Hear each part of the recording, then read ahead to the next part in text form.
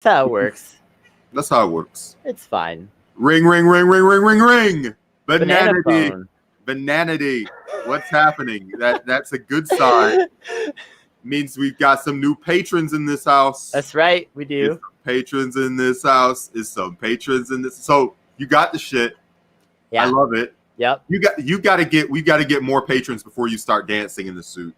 Do a small dance in the suit. I know it's high. Okay, just there's some patrons. There you go. You get really shitty dancing. Wow. All right. Well, we've had like 2 patrons in the time since our last show, which is great.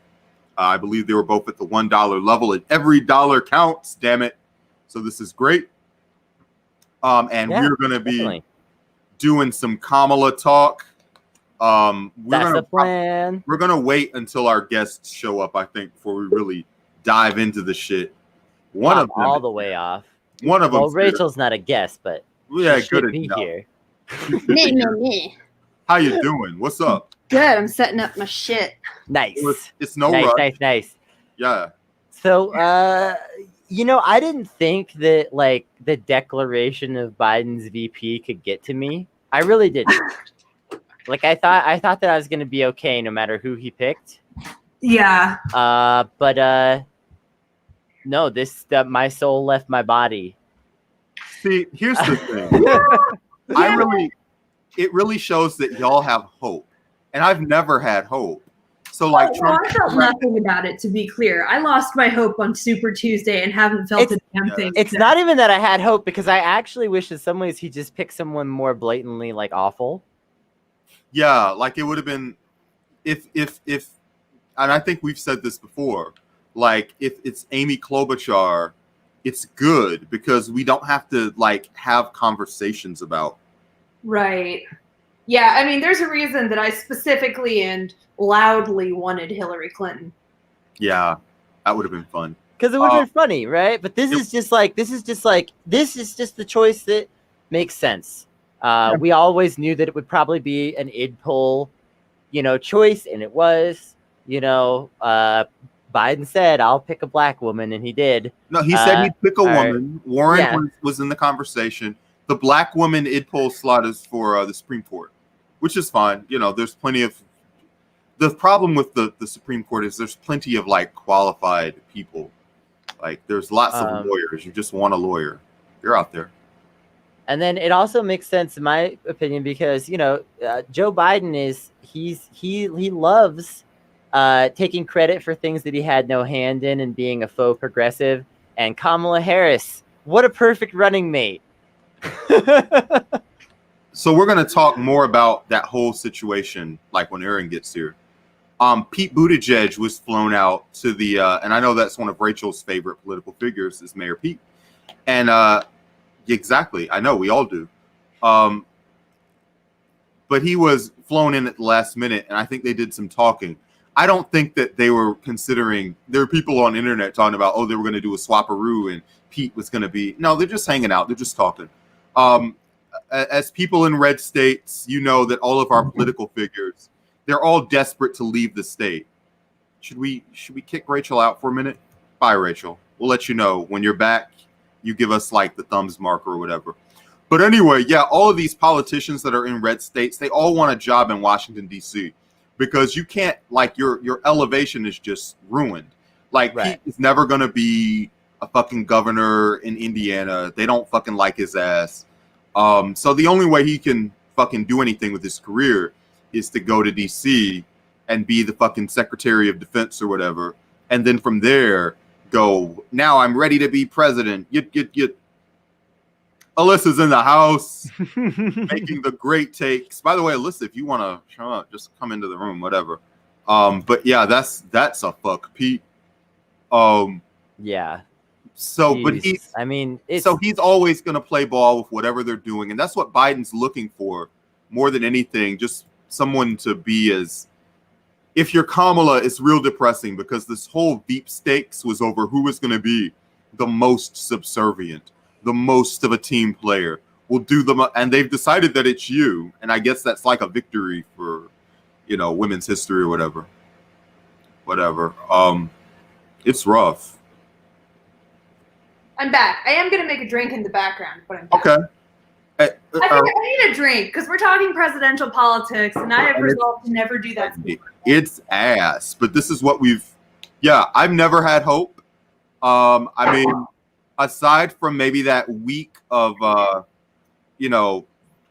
Nevada, and that week where we were kind of hoping, well, maybe they will all be so blinded by their lust for power that, they can just fucking destruct each other, and Bernie will slide in. But I definitely didn't think that Bernie was just going to win 51% in an actual Democratic Party primary. Yeah, They're kind of shitty. So, Alyssa, who says she's coming on, fuck it. Oh, hell yeah. That'll be great. We'll have a panel of 5, party of 5, talking about this Kamala shit. Fucking. Well, and Aaron's supposed to be getting here any minute, right? Aaron's here any minute. Yeah. Yeah, it's going to be big deal. That's why I'm getting my party drink ready. Because we're That's gonna, right. we're gonna yell about Kamala Harris and how much I fucking loathe her. It's going to be great. Yeah. It's going to be great. Yeah. It's just. My favorite thing is the way Beehive is using IdPol. Like earlier, I had a woman say that Kamala should be president because as a black woman, she probably didn't have the lots of generational wealth and access to the Ivy League that a white woman would have. And I'm like, her dad teaches at fucking Stanford. At Stanford. Yeah, I know. When you talk to libs, like every black woman is fucking Sapphire based on the novel Precious. Like, all that. It's such a Yeah. pigeonholing this woman into like this racial stereotype. But it's Look at yourselves. But listen, here's the thing, and y'all are all gonna be mad at me for this take. The vice presidential nominee doesn't matter. I think it doesn't matter that only much. because It there's doesn't matter. 0% chance Biden is going to make it. Biden is not going to make it past the first year. I don't believe it. I don't know if that's true. We don't live in that world where whatever. I mean, we don't live in the world where good things happen, but I also think he's going to fucking die. He's got elite medical. All of these people in DC, they all got the adrenochrome. They've all got the elite medical facilities. Ruth Bader Ginsburg is kicking at 90. Kissinger's kicking at 90. McCain made it to 90. But Ruth Bader Ginsburg can still string a fucking sentence together, Brandon. They're all getting the very best medical care humanly possible, and they're all gonna make it. It's very rare that Bill Clinton's out here looking like Skeletor. He's had like fucking 15 heart bypass surgeries, still alive. Jimmy Carter, 91. I know we all love Jimmy Carter. Also 90 years old, still alive. Do we all love Jimmy Carter? Well, many of us love Jimmy Carter. People in Georgia generally have warm Many feelings of us for Jimmy Carter because in spite of his presidency, he does a lot of really good things for the community. I think that's great. I just know that there's, other people that don't have warm feelings about him. And living where I live, I hear from a lot of those people. You mean to tell me indigenous people aren't very fond of Jimmy Carter? Something like that. Something. Ruth Bader Ginsburg's on life support, deporting people. Yeah, these guys, they all are gonna live forever. So first of all, it's not. I don't know if Biden. Also, all this Supreme Court shit that happened recently, I was just so frustrated with someone the other day because they're like talking about, oh, the Supreme Court's so important, and they're like, look at these recent victories in the Supreme Court. Those were hollow ass victories that they did while they fucking shoved some shady ass shit through that you wouldn't believe. No one goes and looks at all the fucking vote records except for dorks like us who make political shows. But like, go look at all the shit that they voted on, and it's like, oh, there's 5 feel good votes in here, and there's like 75 bad things. Like, there's like Twitch. But anyway, but yeah, I hear you. Like Supreme Court voted yes on the pipeline through the Appalachian, area in like Virginia that's just going to destroy everything, or West Virginia, whichever one it is, can't remember. But they approved like more water pollution than ever before in this latest round of decisions.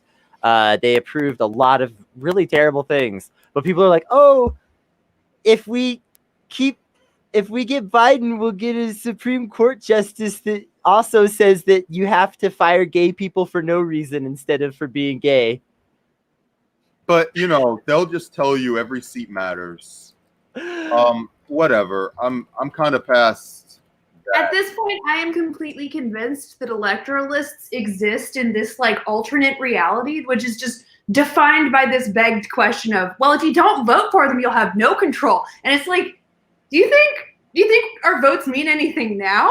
Also, that's cute. That's adorable. Also, if you've been tricked into believing that you have no power over politics except for when voting time rolls around, no. Like that's the worst trick you could be tricked into. Like X-Ray Island, thank you for following us on Twitch. Oh, never mind. It's Rara. You're the only cool person on Twitch. Let's go. One good person on Twitch. We love it. But now it's shit, we got Alyssa. Alyssa's here. Rara's here in spirit. We're using your avatar for clout. People will stop and be like, "Are there cool people on Twitch?" So yeah, what's up? We're talking the Supreme Court. We're talking about, is Biden gonna make it through his term? Well, here's the thing, and I think a lot of the time we think too much about like the system, and we don't think often enough about individual psychology. So Biden's son died in like 16, and he was probably going to run for president, but with the son, he's in grief. He's not like feeling like doing it, which seemed absurd to me. And then my dad died this weekend, and I can't do anything either. So I'm now like, oh yeah, that's what happens. But anyway. But anyway, he goes through it and he misses the election cycle, and Hillary's the nominee. Hillary gets obliterated, and for the next 4 years, just according to fucking the articles, Biden hid in the fucking woods. Oh, well, according to the articles, Biden spent that whole year going, I would have beaten this guy, Trump, and it wouldn't have been a thing. And Hillary goes out there and gets owned, and I would have beaten him. So he's had that. When he could still fully form a sentence is my question. Yeah. but he's had that in his brain for the last 4 years, and that's what he told Obama when Obama was like, "You don't need to do this anymore, buddy." So that's the chip that he's got, like in his on his shoulder, in his ass, whatever. So will he want to run for a second term if he beats Trump and he feels like my work here is done? Like, he might not run a second time, especially because he is, like, people don't like me saying this, but he's in decline. We're looking at video of Biden 4 years ago versus now versus 8 years ago.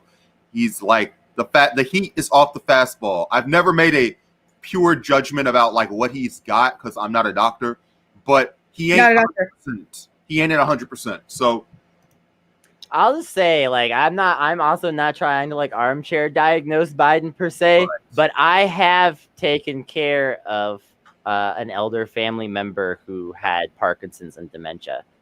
And I don't know what to tell y'all except that what's happening with Joe Biden's mental state is not normal old person stuff. Right. It's just not. I know normal old person and I know not normal old person. Sorry. No. Chicano, I always say this, like, yeah, once you're running for president, it's rude to like, you're living your life, we're all dying. But once you're running for an office of mayor or greater, we are now entitled to speculate about your mental state. And I think that's fucking fair. I think that's relatively fair. I would just say my only thing is I don't like to try to give somebody an armchair diagnosis and say, this is your specific problem. I think like some people on Twitter have loved to like, this is exactly what's wrong with Joe, or this is exactly what's wrong with Trump. And I'm like, let's not worry about that. But if you're not thinking that there's something wrong with Joe Biden's brain, come on, get real. I will happily armchair diagnose him as a proud owner of a few different psychology degrees that I've go. Hey, you have the qualifications. You do it. Here's the thing. I still won't do that because I still don't even think it's the most relevant shit. Sure. But for those who are interested, There's a very funny promo pic going around the internet right now that I don't know is doctored or not, but if it is, it's the closest doctor that's gotten to Biden's mental health in a minute. Anyways, they're shopping for books, and it's this big giant sign that says, elderly folks with dementia brain exercises. It's like dementia brain exercises, and he's like picking them up and stacking them. But my problem with Biden specifically is that I don't see any fucking distinction between the two prominent, like the two runner-uppers. I don't know why I'm on full screen. It always makes me super anxious, so I'm gonna go ahead and do that. So that's where I go to like, it is doctored. Well, again, I stand by my first iteration of that joke, which is it's probably the closest doctor that's ever gotten to him, aside from Jill, who he thinks is his sister. Hopefully. I'm just saying, Joe Biden, Dr. draw Wife. a clock. Can you draw a clock, Joe Biden? I want to see you draw a fucking clock. Yeah, he's I'll stop saying that your brain is liquefacting inside of your skull. But until then, I assume that you do have dementia.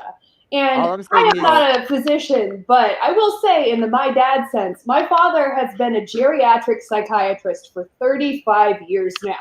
Ooh. And his take on Biden is, oh yeah, I think he's probably demented. So like, whatever that means to you.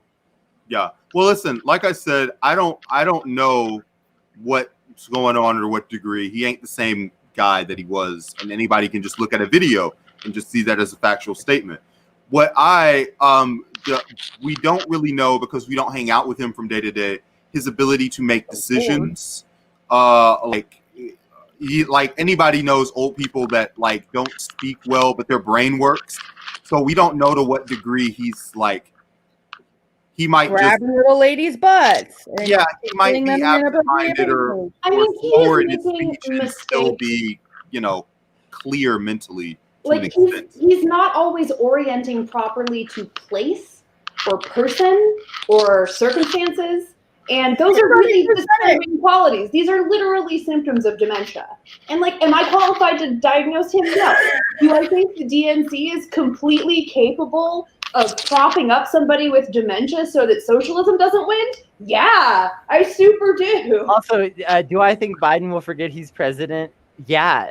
I think he'll say something. Every day. He'll say That's something. He'll say something like 2 months in where he'll be like, President Kamala and I have been working really hard on this. That's just how he talked. Like he thought Cory Booker was president, but he will make that. He will say something like that. 1,000% he'll say. He'll be like 6 months in. He'll be like, when I beat Trump, we'll get this bill passed. Yeah, but that's just that's how he talks.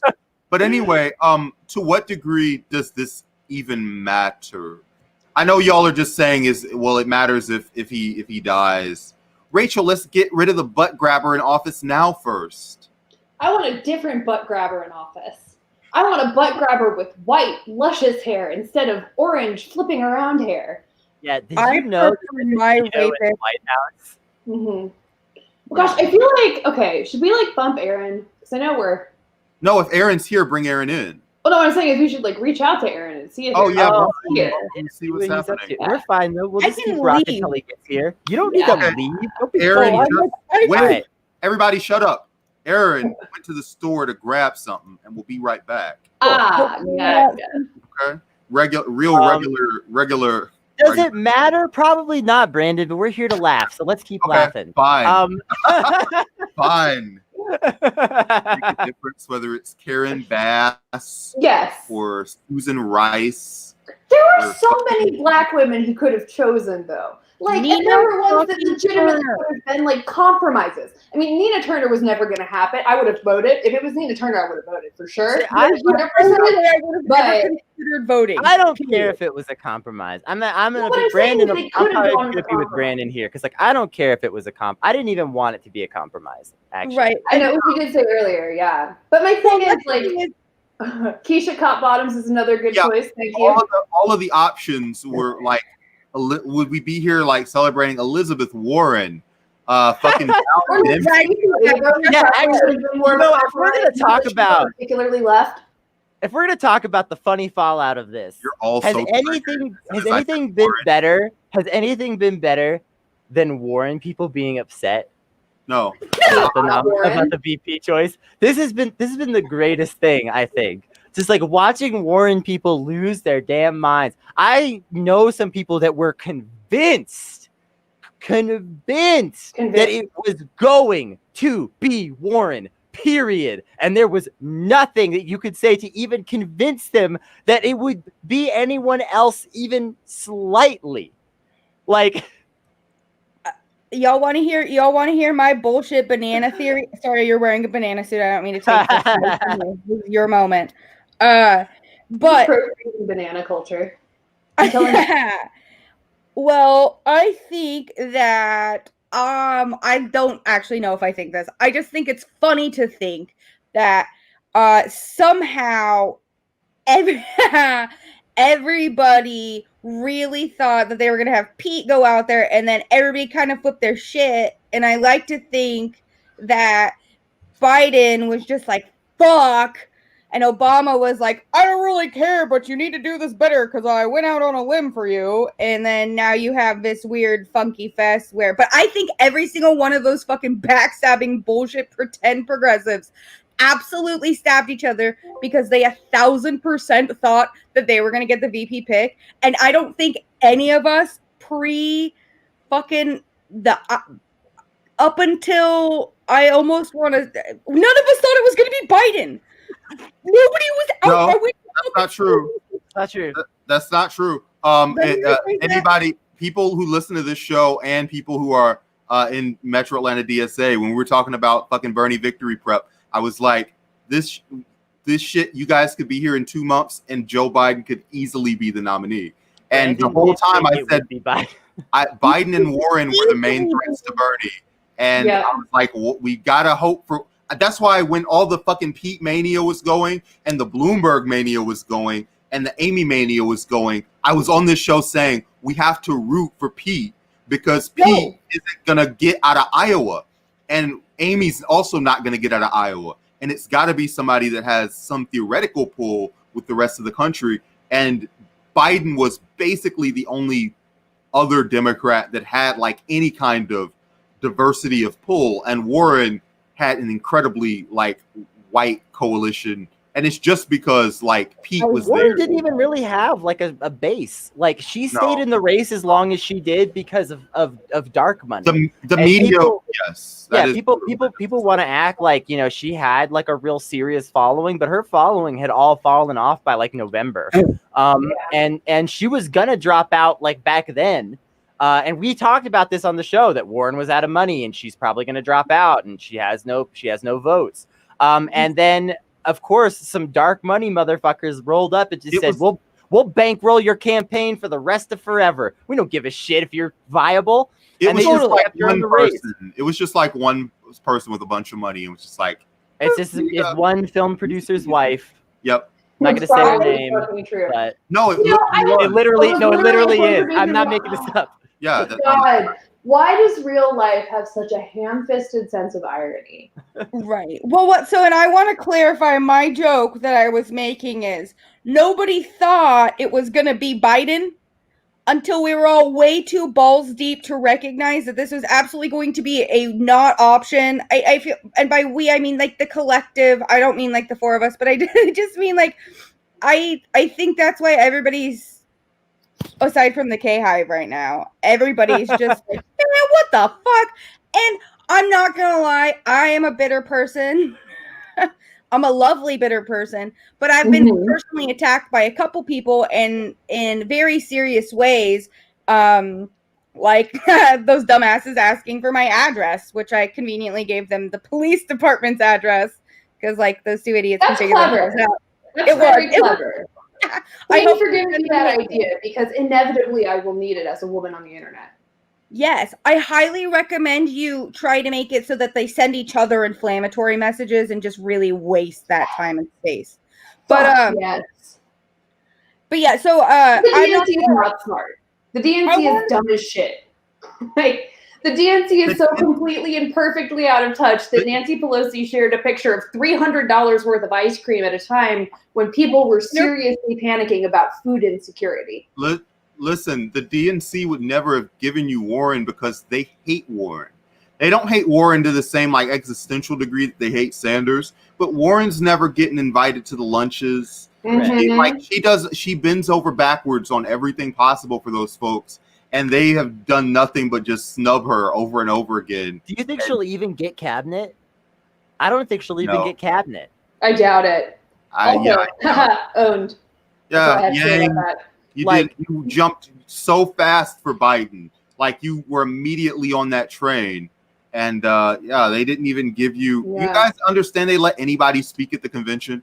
Like you guys understand that like the convention speak is like really like the top 50. Like it's a huge list over 4 nights. There's tons of people.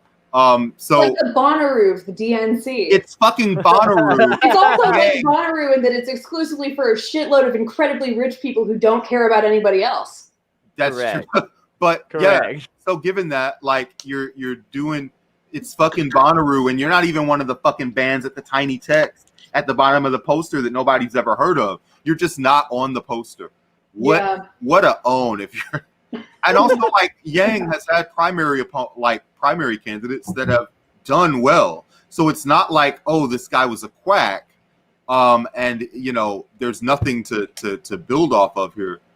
He's like a. I can't believe I'm being so nice to Yang, but he is literally a human being with a following. Like if there's a Republican convention, Ron Paul will be speaking at some point in that convention. This was like 8 years ago, even though he only like has a grip on like 9% of the party. And it's not like really, but they just want to make sure, oh, it's a tent and we're getting everybody in here and yada, yada, yada. This is a symbolic thing. Well, but I think that the DNC has been doing a lot of symbolic things this election cycle. It's just that every single one of them has been a symbolic fuck you to anybody left of Republican. Right. It's legitimately like the nope, I'm not going to say the worst thing, but I feel like for all intents and purposes, Nancy Pelosi might as well have been wearing a fucking Ken off this whole time. And that's where I get back to like, it is all pomp and circumstance. It's all this like fucking, but I just had this funny fucking thing pop into my head and I want to give you guys a little giggle. It's not a good thing, but it's a little thing, which is that. Do y'all remember Martin Shkreli? Yeah. Prison? Currently still in jail. I just thought you should remember that. Yeah, I mean, like occasionally justice is served, and I'm not saying that I'm in favor of the penal system because I'm a prison abolitionist, but I do, on like a molecular level, appreciate the glorious irony of that dude getting fucked. Like, for once, I don't support it, but I'll fucking giggle. Yeah, crazy lady. Yeah, we're all. Oh, yeah, I believe. Go ahead, Brandon. No, go ahead. I believe sometimes you need to bully the bullies. I believe there are people that actually you do just have to like hurt their feelings and make them sad until they stop being antisocial. I do think that's true. Some people just, they've got to be fixed. And you know, this is really my philosophy is dose everyone Republican or neo-lib with mushrooms repeatedly. I knew you were going to say mushrooms. Until they just they're okay, you know, like do that over the course of enough months, and eventually their heart's just gonna open, it's gonna heal. You know, the traumas that are preventing them from just like reaching out and loving their fellow human, like completely, are just gonna melt away, and they're gonna go, oh God, I should be a better person than this. So, tangentially related, I did not do 5 hits of acid over the weekend. I didn't do this. And I certainly did not have the realization that, like, I genuinely would rather be dead than dealing with this bullshit. Or the realization that, like, actually, cigarettes there's nothing we can do about any of it. Like, so we might as well just, you know, work in our communities and say, fuck it. Because we actually have no control over anything. I had this whole bit about Rachel and breaking the penal system, but I feel like we're many degrees away from that entire risk. I I don't think I can post pictures of my ass until the penal system is broken, and that's basically the only thing I have going for me. So I don't. that's a joke. I'm really smart and funny. I have nothing. A sad, flat-ass white girl.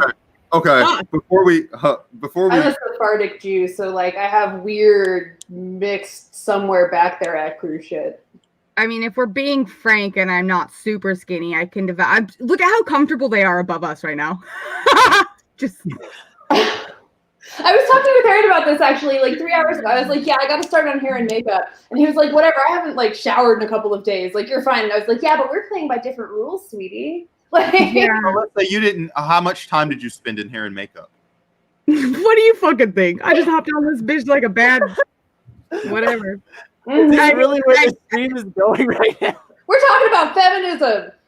Me having to wear hair and makeup a certain way to make sure we're going to eventually make money off of this is exactly why Kamala Harris should be vice president. And it is I thought feminism though, what like y'all men don't Cardi B understand is being I am Congress. supporting her beauty by making sure we all know which beautiful person to look at. I am not going to play any fucking games. I'll be real. She doesn't have to play games now because I can't figure out which way the camera works. I don't care anymore. But take care of my. Look, you can spend as much time getting ready as you want, but you could also just put on a banana suit.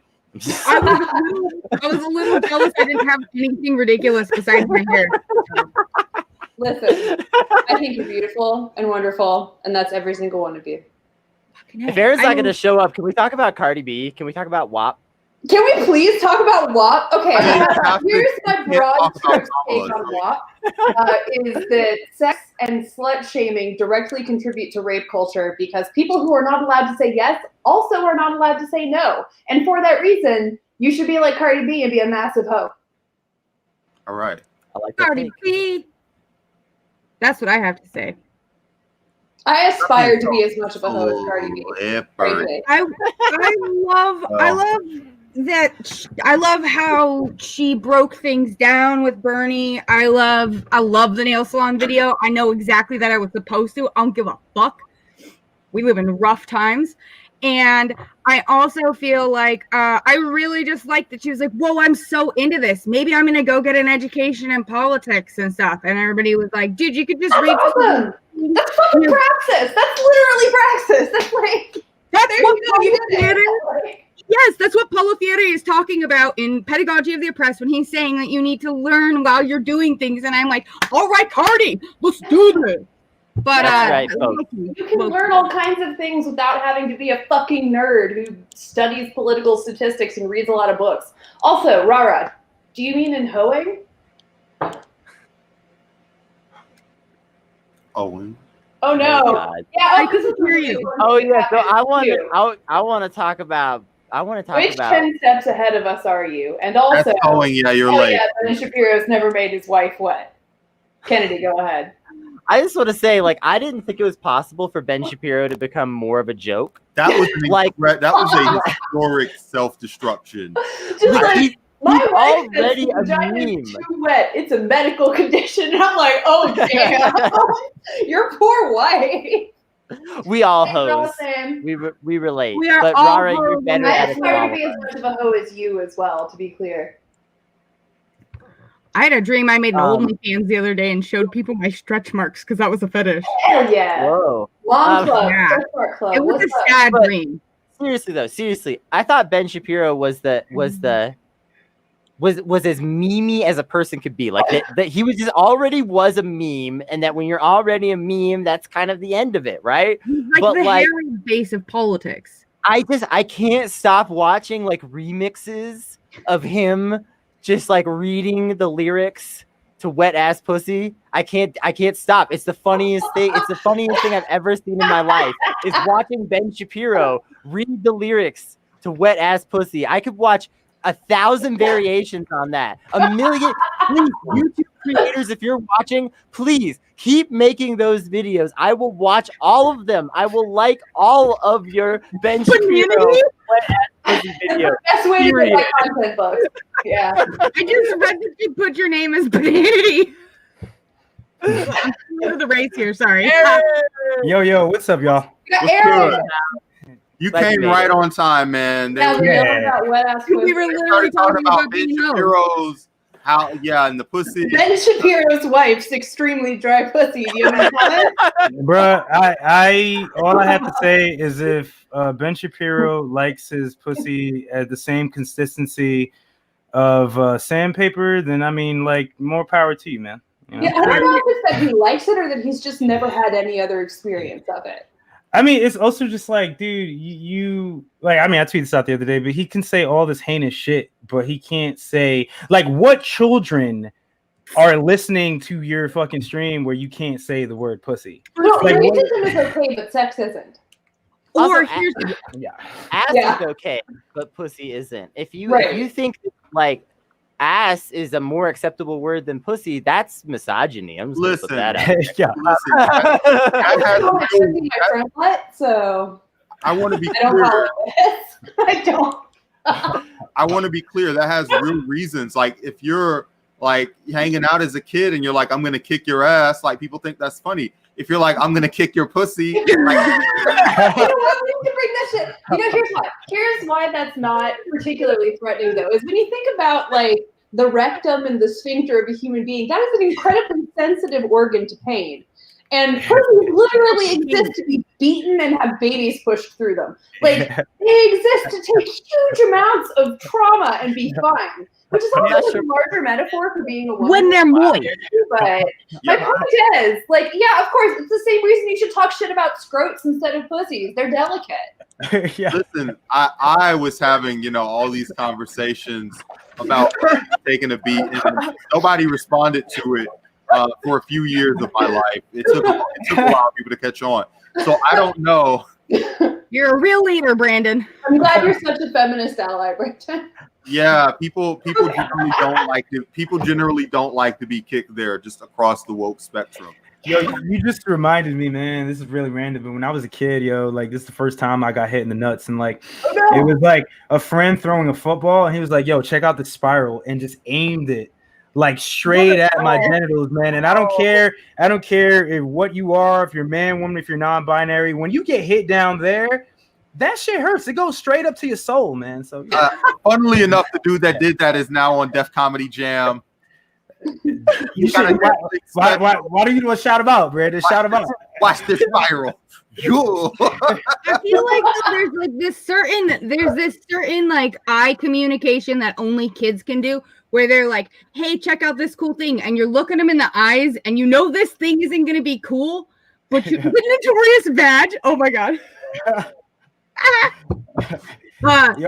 I just gotta say too, like, I just got off of this like interview thing, whatever other pod, so it's like I feel very comfortable being like around y'all right now, because that shit was like really nerve-wracking. So I appreciate the fuck out of y'all, man.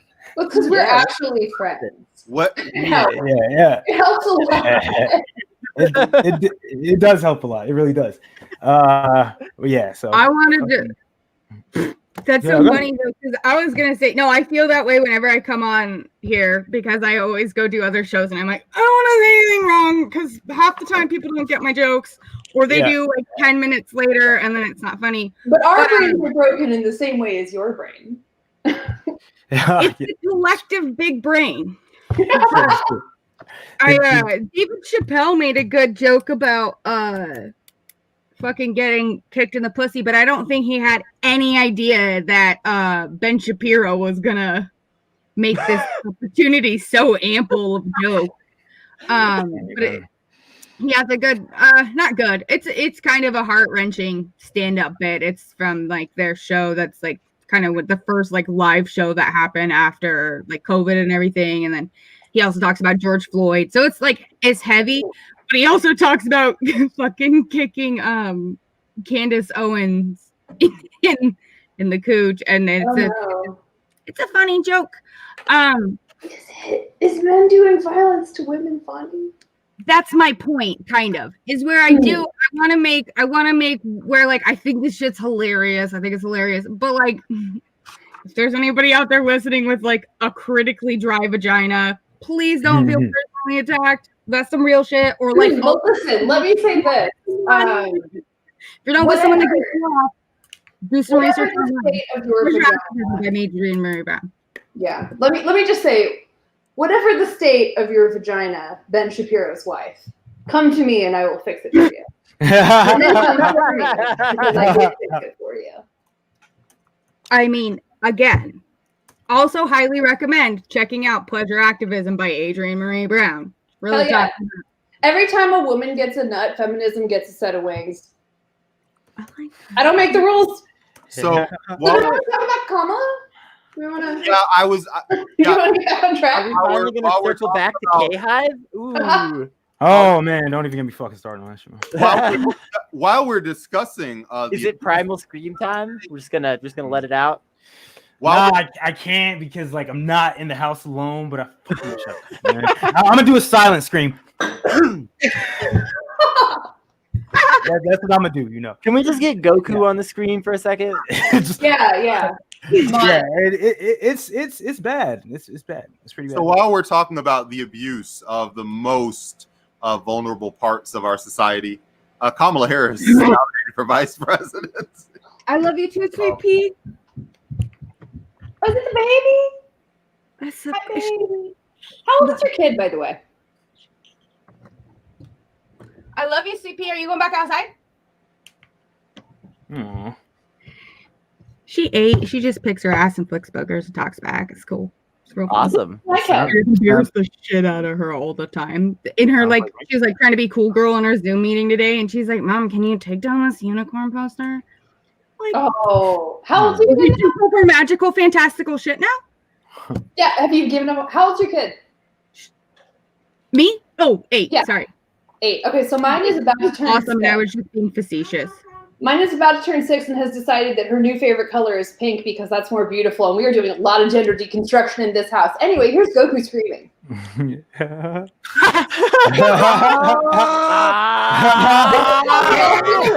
Yeah. Oh, thank you so much. Oh, I needed that. We had to charge our Goku lasers, you know? Yeah, we were just fighting off the comedy for like a few until the spirit bomb could Uh-huh. charge. That's right. The Kamala Meha wave. Bruh, all I have to Anyway. dude, my mentions right now are insane. Yeah, so you pissed off the K-Hive today by not liking Kamala enough. Yeah, I did, and I've had already somebody report me for some offensive content. I've had people threaten my life. I've had one dude threaten to beat me up, and I will wash you, motherfucker. I dare you, yo. I will fucking wash you. Well, you weren't gonna show up alone either. I mean, yo, at the end of the day, man, it's just like It's gonna be the entire Not Safe for Wong's crew Super Saiyan standing outside Aaron's house. Like, what did you come here for? You know, he won't really be threatened, but he will be very confused. very, very confused, yo. I mean, dude, this is what Twitter is for, man. Anyone who thinks that like I'm trying to use this platform or any of us are using this platform for, I mean, I don't know. I'm speaking for myself, but like, dude, I just want to piss people off. Like the organize, like I'm saying, I organize outside. Like it's good for shaping discourse. It's good for galvanizing people, right? But at the end of the day, like if you're getting mad at me because like I helped start like the stupid like fucking ironic trend or some shit like that, it's like, yo, people are using my logo, my candidate's fucking Twitter social media logo ironically, and this is a fucking hate crime. The very first time that anyone ironically adopted anything for the sake It was of my personal favorite. I thought the flare was excellent and in Yeah, wonderful taste. But also, I'm not gonna lie, I'm a little pissed. Like I've gotten to the point where I like can't offend anybody, and there's still some blue waivers here. I'm like, how are you so resilient? I don't today. Well, we gotta be. I mean, not everybody's made for it, but like, and if you have the time and the sense of depression and extreme boredom that I do, you just engage with these people and then you log off. You know, I don't even read like the rest of the shit. It's like at the end of the day, you're gonna shame me for shitting on a candidate when you should be making phone calls for this candidate. Because I know what I did when Bernie, you know, what we were hoping that he would be the nominee. But I fucking tried to work my ass off in the capacity that I could. So shaming people online, y'all, it doesn't fucking work. I'm still not gonna vote for the motherfucker. And let me tell you something. You could spend 2 hours fucking arguing with me online or more easy, and I'll just keep arguing because I don't give a shit. And like if I'm just like high and it's like 8 p.m. and I have nothing to do, like I'll just argue till I go to bed. like you know, but like here's what I'll say is like that 2 hours of phone banking is huge. It's actually huge. Yeah. 2 hours of phone banking is massive. Like involving that many different people, especially when some of them are like actively hostile, like that actually is like a lot of emotional labor in addition to just the hours of your life that you're spending calling people. Like it's a real thing. It makes a difference. It's actually concretely increasing your candidate's chances of winning. And if you want to do that for Kamala Harris or Joe Biden, by all means.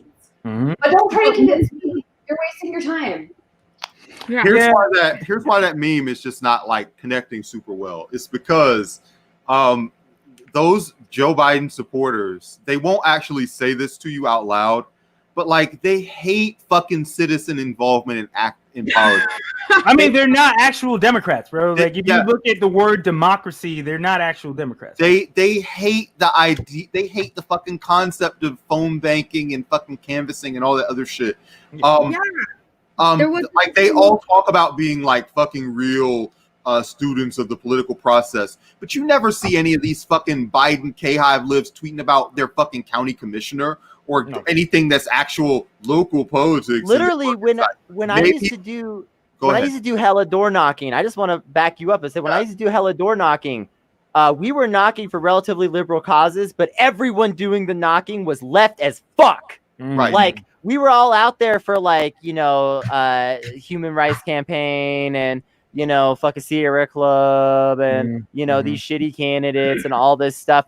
And it's like, we're supporting these liberal causes, but the people actually doing that work were like fucking trans activists, were fucking people working in like, you know, like the like homeless activism, where people who also like everybody is like, oh, what other activism do you do? Oh, I do really left shit. I'm super fucking far left. All of them. These lists do not get out and do the work. I've never seen them. I've done the work and I've never seen them. Bro, I work for the. Everybody here has canvassed for somebody. Raise your hand if you have ever seen a motherfucking person out there canvassing for Biden. Okay. Definitely quiet up in this bitch for that reason. Exactly. Well, and I think for a really long time now, the DNC has taken our labor for granted. For a really long time now, the DNC has just assumed we'll show up for them. But this election cycle, they could not have more clearly told us to fuck ourselves. Right. So we don't have our labor anymore, and they're going to eat fucking pavement. No, they're not going to. We all know how to fuck ourselves efficiently now. Sorry. Their entire political model and their entire ideation of politics is you raise a bunch of money and you're on TV. And with TV, you do the dunks. Like, oh, you've got like the nice ad saying Trump not good enough, boo, boo, boo. And you win that way. And that's their entire conception of politics. And it is a mass money-based conception of politics, which is why ideologically you're dealing with fucking right-wing people, even though they're usually right-wing and in denial, or they're right-wing and they're like, it's okay to be gay, you know, whatever. It's nuts. Rachel, you're muted. Yeah. It's cool though, because you were like posing and going off. Anyway. Because I was ripping a bowl, okay? I don't want you to have to listen to me sparking a lighter. Oh, speaking of which, I gotta smoke a cigarette and drink a beer. I will carry this outside with me. What was I even fucking saying? Go now. Oh, it's like it's not that I, you know, want poor people to die or that I want gay people to die. It's just that they have to earn their right to live by sucking my dick. Yeah. I mean, I worked for the Democratic Party of Georgia. And that's when they get you. Oh, bro, you know how they do it, right? You know how they put out the hit, bro. This is how they swindled me, son. And I already knew the shit. Like, I already knew the shit was gonna happen. But they were like, I saw an ad because I was looking for like canvassing jobs, right? Like, I just really thought for a minute that like, all right, I'll work within electoral like party politics, like within the state, because you know, I mean, even though the Democratic Party of Georgia is not like friendly to socialists, I was like, all right, dude, like whatever, like I'll help organize, right? And I saw this ad on Craigslist. I should have known this shit. I saw this ad that said something like, oh, we're looking for community organizers, right, to work for the Democratic Party of Georgia. And as soon as I went into the interview, I already knew I was swindled because he was like, what experience do you have fundraising? I was like, Jesus fucking Christ, dude. Like, this is not what I signed up for. But, like, I did it. And when I tell you that, like, I do not know where that money went besides sending out mailers that people would never read and throw away, besides, like, just, you know, I really don't know, like, what the Democratic Party, what future they think they're going to have if they don't actually get on the ground. You know what I mean? And actually organize in communities and stop going to these PMC neighborhoods and trying to get like $500 contributions so you could do fucking what? Well, I also agree with where's the accountability? There is no accountability, dude. I'm with you because I've done this canvassing too. I've done this work for these orgs and these politicians, and a lot of time with the politicians there's usually a little more, but a lot of times there's just really no accountability for where a lot of this money is going, and especially with the orgs, like. I personally, when I was in college, probably raised, I don't know, $10,000 for a human rights campaign. I don't know where that money went. Yeah. I mean, that's the thing. Developing fucking cool filters that we got to use that were like the equal sign. Yeah. Oh, God. High-tech shit. Well, I think the perfect example Of course this she is. Susan Komen for the Cure, right?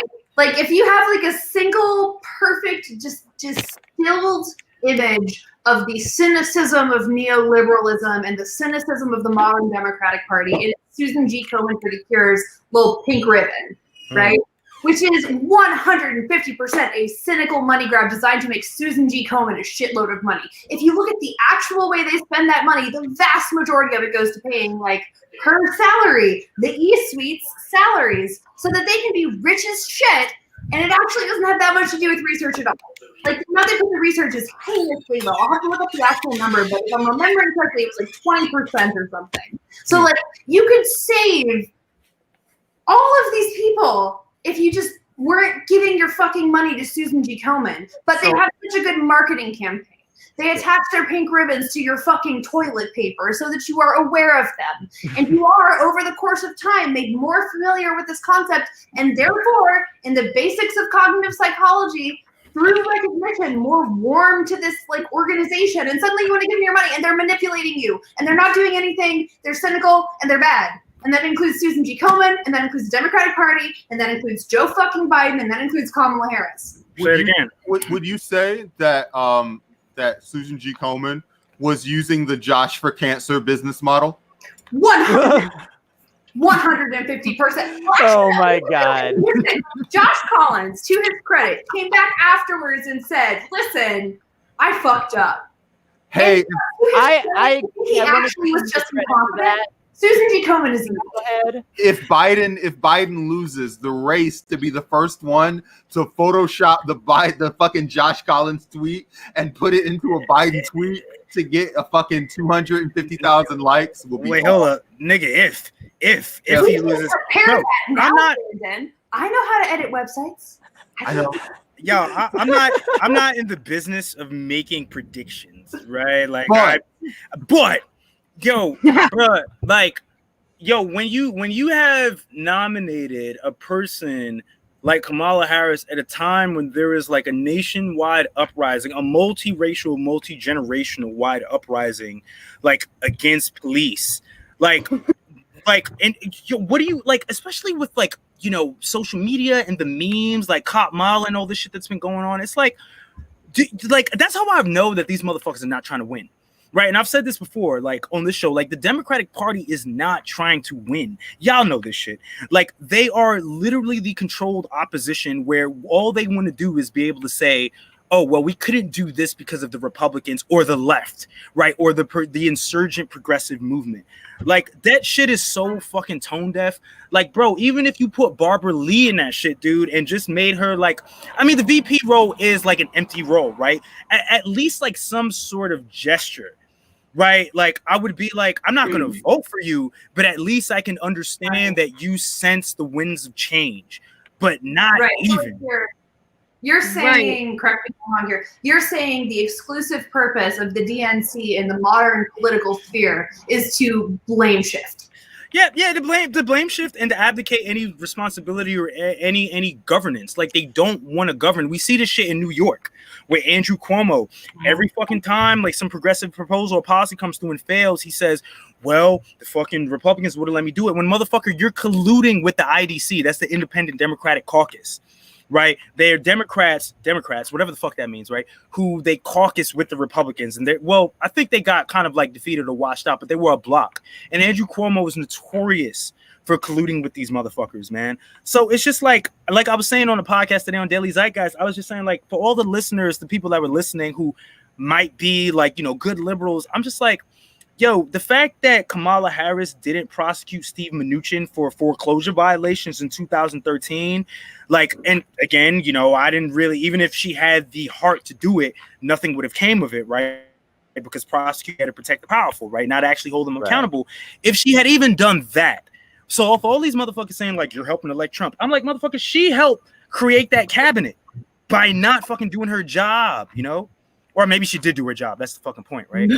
That's the problem. That's the fucking problem. She did do her job. We have one vote to use or not in this election, but these people making these decisions are affecting tens, hundreds of thousands, billions of votes sometimes. And it's like, oh, stop getting Trump elected.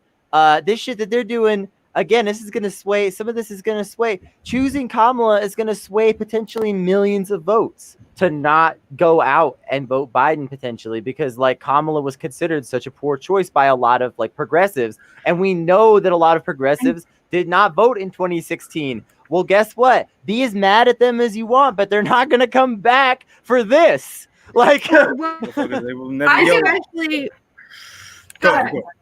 Go ahead. Say as a California resident though too, like that's a big fucking chunk of some shit. Like they're always, sorry, I'm still learning how to drink my saliva. Don't know why I said any of those things. Moving the fuck on. Sorry, that was funny. Because I had the same problem. I had saliva caught in my throat and I was about to choke on that shit. So I have to so, these are the struggles of being a podcaster right here, folks. Live for your entertainment. One time I'm not on mute. But what I was gonna say, just like fuck Kamala Harris. God damn. Kamala Harris, sincerely with love from California. But like nobody here is fucking around. And like honestly, I think that like okay, as far as parents go and like the liberal parents they think they're gonna get, like we are all very familiar with what she's been doing to our school districts and how that affects criminalizing students who are like tardy. There's like fucking fiscal penalties associated if you're not there on time. And then you can go like if your kid is truant later, then it's like all this stuff, and it goes back down to like fundamentally what you were saying, Aaron, which is like and everything that will maintain just enough of the status quo so that they can say they did this thing, they can make it look like they did the stuff so everybody in the PMC feels good, and then we can go right back on our merry little trajectory of getting fucked. Well, they want to go back. Yeah. Will we even go off trajectory is one of my questions right now, because it seems to me that what we're looking at as a comparison is like brutish, like turn of the century fascism in Trump, or we're looking at like techno crypto fascism in Biden with like shit like smart guns. Like that's a legit part of his platform. Are y'all even looking at this stuff? We're going to have to like scan our faces to go in government buildings soon. Is that what you like the sounds of? Because that's the future of the Democratic Party. And I will remind y'all, everybody have to go into the government building and then maybe just permanently sealing them. Right. Minority report. It's like that. Brandon, you've been trying to say something for a minute. Go ahead, Brandon. Sorry, go ahead. Well, there's just the aspect of this whole thing. Number one, it's all fucking Netflix. This is all fucking TV show. So in terms of like the material effect that the vice president is going to have, it just isn't much. And also, we have a long way to go as a movement. We have a lot of losses that we have to fight through. The thought was coming to my head as y'all were talking. There are more open believers in fucking QAnon right now in Congress than there are critics of capitalism in Congress. Mhm. We are a ways away from like anything that could even loosely resemble being called like good. Mhm. So yeah, go ahead. I mean, so yeah, we've got like a lot to do, and we said this earlier, but I want to also come back to this. Like the Biden supporters do not believe in the phone banking and the citizen activism. They believe in a political system that gives them less power, aside from like they've got finances, and gives regular people fucking much less power at the expense of, you know, enriching the elite. And their version of the elite is different than the Republican version of the elite, but they're all people that go to the same parties and still go to the same social circles. Oh, for sure. Right. I want to say, even if you're not as conspiratorial about it as like it's like a boxing match where I'm not saying you are, Brandon, but I'm just saying to the viewers or anybody, even if you're not as conspiratorial about it as thinking like it's a boxing match where one of the boxers has just agreed to take a dive, which I don't think is necessarily completely unreasonable. The way. Well, I don't think it's conscious. It's not even. It's not conscious. But even if you don't see it like that, it's like you all went to school probably at some point. You remember like sports team rivalries, right? Like how like when you're on the field, that shit is everything. But then like on the weekend, like those two teams are partying together, right? Like they're like dating the same people. Well, they need like they're you know like anything. You're basically saying it's pro wrestling, and they come out on Monday Night Raw and they throw hands, and then like Tuesday they're fucking in the back fucking smoking a cigarette. Or I'm just saying, even if it's not as staged as that, they might care about the competition when they're doing it. Like, yeah, let's get our team to win this time. Like they might actually legitimately care, but then at the end of the day, it's like the people that they're competing with are their friends. Yes, and Joe Biden is running on that. Like he's running on this is all you guys. I'm from the 80s. We didn't used to fucking go through tables and shit to prove that this was fake. We would just pretend to punch each other. Yo, I'm trying to bring the fucking 80s fucking Hulk Hogan back and they won't let me. Like, right. I mean, like this, and this isn't like having like Muhammad Ali being called Muhammad Ali either. This is some like fucking WWE plastic chairs. I'm gonna moderate now. So so Aaron, talk. I was gonna say, like, I just think that, like, I mean, you could say this about electoral politics in general, just because electoral politics is undergirded by capitalism, right? But like, one of capitalism's like qualities, it's parasitic quality. It's like zombie like characteristic of being able to subsume things outside of itself and co-opt them. And I mean, like, that is the Democratic Party incarnate. I mean, the fact that Joe Biden came up at a time when the new crop of Democratic like senators, like the Watergate babies, right? They were suspicious of government. They were suspicious of government's role in actually addressing the needs of the people. And that's when he like came into power. And the fact that like we're returning to like this, like he is the perfect candidate for a dying party, right? Like a dying man is the perfect candidate for a dying party. No, seriously, it's like the Democratic Party is like truly to me like people say that the Republicans are reactionary. Dude, the Democrats, like, to me, are much more reactionary without any materialist, like, basis or understanding. And at the end of the day, like, that, like, I'm so worried that the Democrats are going to become this, like woke party of, like, trying to cancel fucking Aunt Jemima or some shit, whereas the Republicans are going to be faux materialists, like, faux populists, where even people of color are going to be willing to vote for like ghouls like fucking Josh Hawley, because that means they'll be able to put bread on the table, right? Or like take care of their families. And like if the left doesn't present some like actual like opposition to that shit, and we're able to organize ourselves, I'm fucking worried, dude. I'm like really worried, you know? I think that's like a legitimate concern on the left, man. Like people want to ask us all the time, like, you know, people ask me like, what do you go after like liberals more than you do Republicans? And I'm just like, well, because like that liberals, these are the people that are supposed to be on our side, right?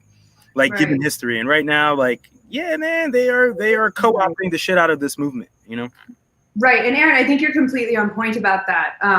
I also wanted to sort of add in, as it's like a direct extension of this, you know, we sort of create these narratives about what we're doing with voting or what politicians are doing. And I recall in 2016, after there was like a huge WikiLeaks release, there was this thing that came to light that the Hillary Clinton campaign had done the Pied Piper strategy. And I wanted to bring that up because it's so fucking relevant now, because they're still using the same losing strategy where they wanted to just make Republicans look so bad by comparison that they were able to sell neoliberalism to people as the lesser of two evils. And frankly, if you are watching this podcast, if you have ever said the words lesser of two evils to me, if you have been persuaded by that, let me tell you they are doing this on purpose to fucking manipulate you. Yes, So, it's the bringing it stuff. up. Go ahead. Sorry. No, it's fine. I wanted to bring it up. I wanted to hear everybody's thoughts. Aaron, you are our guest. You go first. Yeah. No, let somebody else get a chance to talk. As the moderator, Aaron, you are up. And then, Mhm. Oh, no, You're up, Aaron. You're just up. Sorry. well, shit. Okay, goddamn. We're voted too. We're gonna wheel you out on stage like Joe Biden, and you better fucking perform. Bro, it's shit. Goddamn. Remember when That you is a were challenge. having fun? It's like you know, Kamala Harris as that pick is to stymie any anti-police sentiments in the black community. That's really how I see it, right? Like, I mean, they put progressives, right? And what progressive is a meaningless term, right? But they put progressives in a conundrum where it's like you can either choose to defund the police and be an advocate for prison abolition, or you can support Kamala Harris.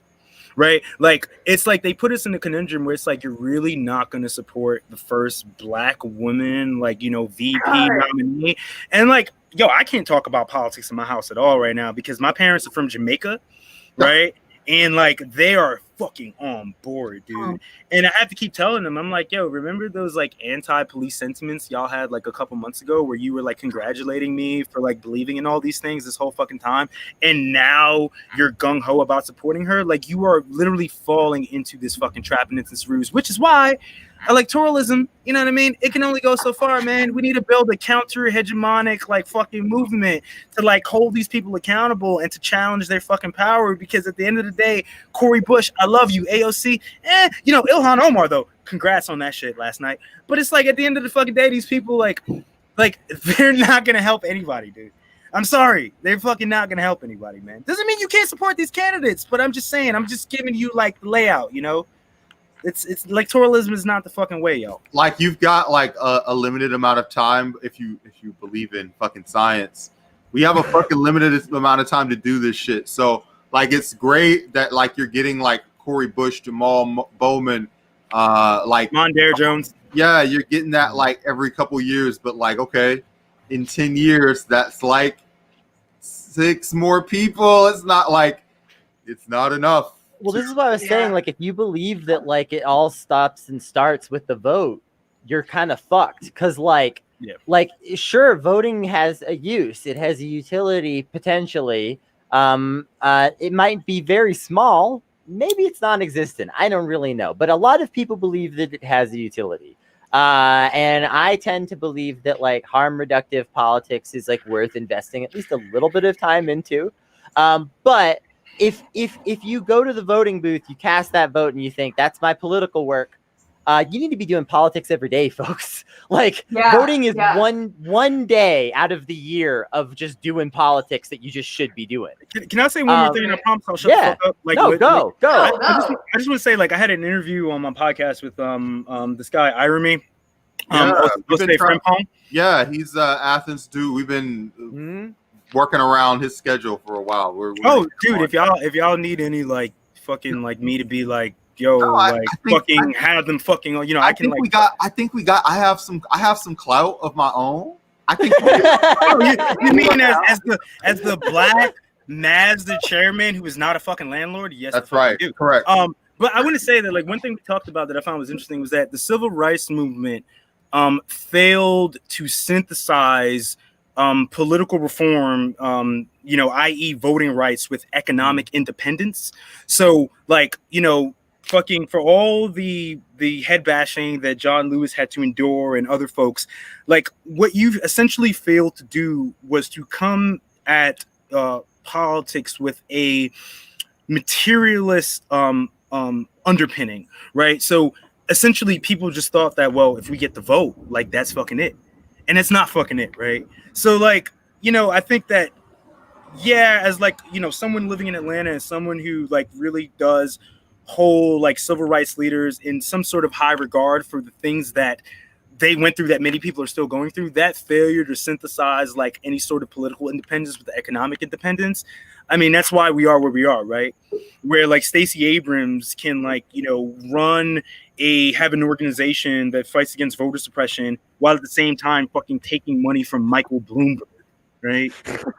Right. Like, fuck all these people, dude. Now I'm a Politics fucking in train. Georgia are so fucking weird to begin with. I want to pick up on something you said actually a couple points ago when you were talking about how to actually create cultural hegemony, right? Because I've been on this, I think since Super Tuesday actually, like fuck electoralism. I want to see you do mutual aid. I want to see you do tenant organizing. I want to see you do labor organizing. But I want to bring it up again here because I think a lot of people are going to be thinking right now, you know, well, if voting doesn't make a difference, how do I make a difference? And the answer is you build power. You build real power in the communities by feeding people, by housing people, by clothing people, by defending people, by actually doing the on-the-ground work that it takes to make a community functional.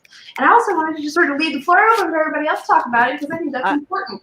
I'm gonna get on a slightly different topic for a second, but then we'll come back to that, which is to also just say like voting for president is not the only fucking election. People get so wrapped up in the politics of president. Like Brandon says, it's Netflix. Like the presidency is a game show.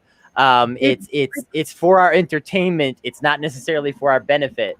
But on the other hand, when I ask people, like when I just like meet somebody and we start talking about politics and I ask them, what are your top 10 political issues right now? 6 or 7 of those will be things that their county commissioner or city council or state representatives have far more control over than the president ever will. So like, if you're like concerned about what's going on right now, I want to talk about mutual aid too, because I'm huge into that. But I also just want to say, like, I feel like people get so wrapped up in these big elections and they completely forget, like, do a lot of y'all watching even know who your city councilors are? I can't name all of mine. I'll be honest. And that's not great, right? Like, what if I'm Liz Cheney and I can only orgasm when a foreign country is bombed?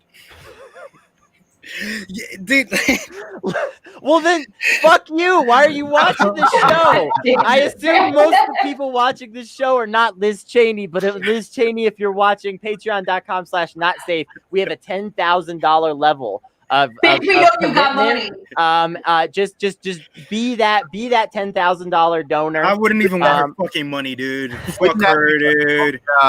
Wouldn't that be an own? I mean, if she would write me a check, though, give me them reparations. That's what I'm saying. Write me a check. I will not do anything you want, but just give the money to my Patreon. And I might buy a couple nothing, ounces of weed and donate it to mutual aid organizations. Yeah, I'll get high, give some money to rent relief. But let's talk about mutual aid too, because that is really important. And like, especially like we're moving out of the election cycle right now anyway. So like, this is a great time to talk about like getting more involved in that kind of stuff and just also getting involved in just building political power in general, you know, like, cause again, even if you think electoralism is the best way, your party's doing shit all year. Yep. Like your party organizers are always doing something and you could be one of those people.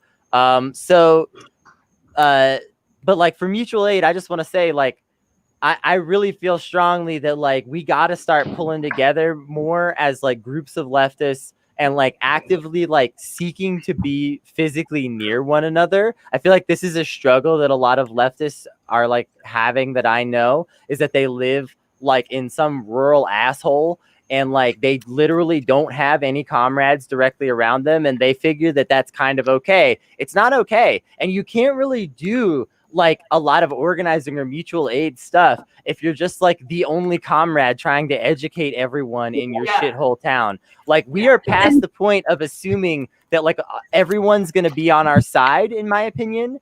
We need to start like actually building power with the people that agree with us. And like, if you are not like making some plans to do that in a substantive way, I think you need to start thinking about it. And like, that can include like buying a piece of land and turn it into a co-op, which is what me and a lot of my people are trying to do, you know?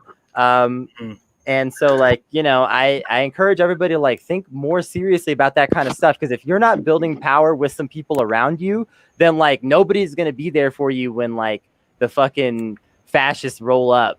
Right. Real Rachel Hour. Go ahead. And if you live in like a community where everybody is like maybe super libertarian. I want to sort of name drop Mike Shipley. We interviewed him this week for an upcoming episode. He ran for chair of the Libertarian Party as a member of the Queer Caucus and the Libertarian Socialist Caucuses. Oh, yeah.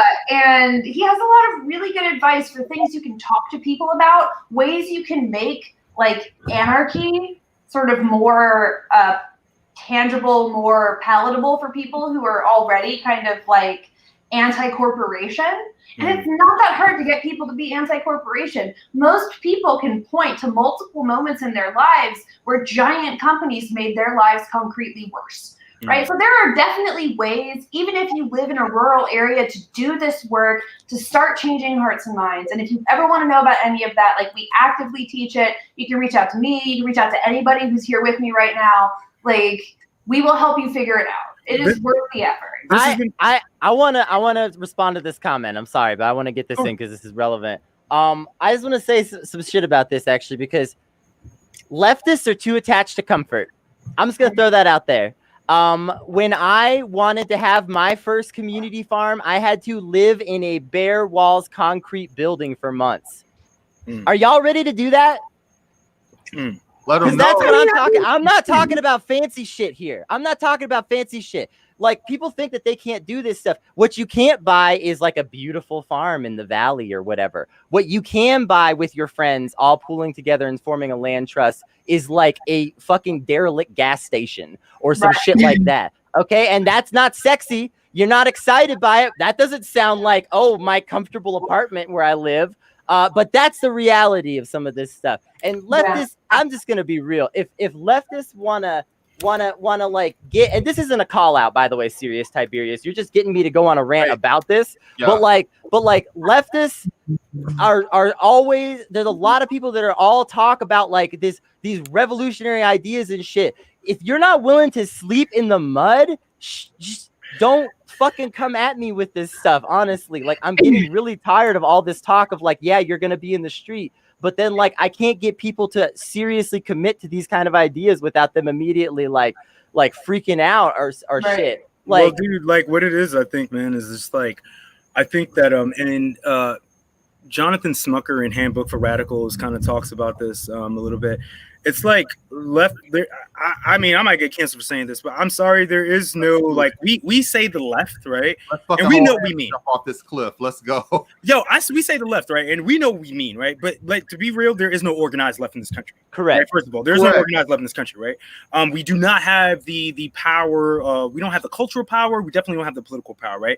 And I keep seeing motherfuckers like, I'm nuanced, right? Like I'm a comrade, but I try to be nuanced, right?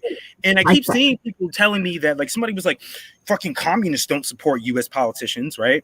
Or like any of this other shit. And I'm like, dude, you know what? Like, if you want to fucking go out like to North Georgia and buy some fucking like, and I'm Kennedy, not to like, you know, diminish your point, right? But for people who like really do believe that it does not start within their communities and that they're just waiting for this like big moment, right, to join like this massive workers uprising, motherfucker, you got to do the work, right? You got to do the fucking work, right? And you actually have to like people, right? Yes. Like, too many people have to talk to them too. Word. And you know what? I understand that there are people. You're not diminishing my point. You're building it. Go. Well, dude, like, to be fair too, like, I understand that, like, especially on the left, I've noticed this in the left, like, there are a lot of people who turn to an insular community because they have, it's hard for them for various different reasons, which I'm not like, you know, shitting on right now. It's hard for people to interact with other people. It's not about being antisocial, right? There are a myriad of reasons why people who believe in a certain cause, like we do, might not get engaged with people. But you know the fuck what? Leftists have to be willing to sacrifice. They have to be willing to talk to people who don't initially agree with them. We have to be willing to engage in our communities. And if you are waiting for like this big fucking movement, right, like, or some flashpoint for you to glom onto, I'm sorry, dude, you got to do the fucking work. Right. Revolutions only seem inevitable in retrospect, and if you are not consciously building revolution right now, it's not going to fucking happen. You have to do the work. And there are a lot of people who would much rather pass a fucking resolution than actually get on the ground in their community and talk to people. And those people need to learn how to pound fucking pavement. There's no getting around it. Exactly. It was hard. I mean, like, it's hard. Like, I get very anxious doing this stuff sometimes, but I try to talk about politics with everybody, literally everybody. Same. My literal actual neighbors, when I bump into them outside occasionally, you know, like, I ask them, what do you think about the coronavirus response or something occasionally, you know, and try to get them talking. And if they don't want to talk about it, that's fine. But if they want to talk politics, I try to get people going. A lot of people, like, they want to have these conversations and they're not sure where to have them or who to have them with, because there's been for so long it's been like this sort of improper topic, you know. Right. And like, I think we discount as leftists how real that is in other people's spaces, because for leftists it's just like you could just be like, hey, I'm playing this Game Boy game, and your buddy will be like, that game is sexist. And you're like, oh damn, Cool. let's have this conversation, Well, okay? like, And like that's just normal if you're a leftist. But like but for like straight up told me that I was racist because I said Kamala Harris is a cop.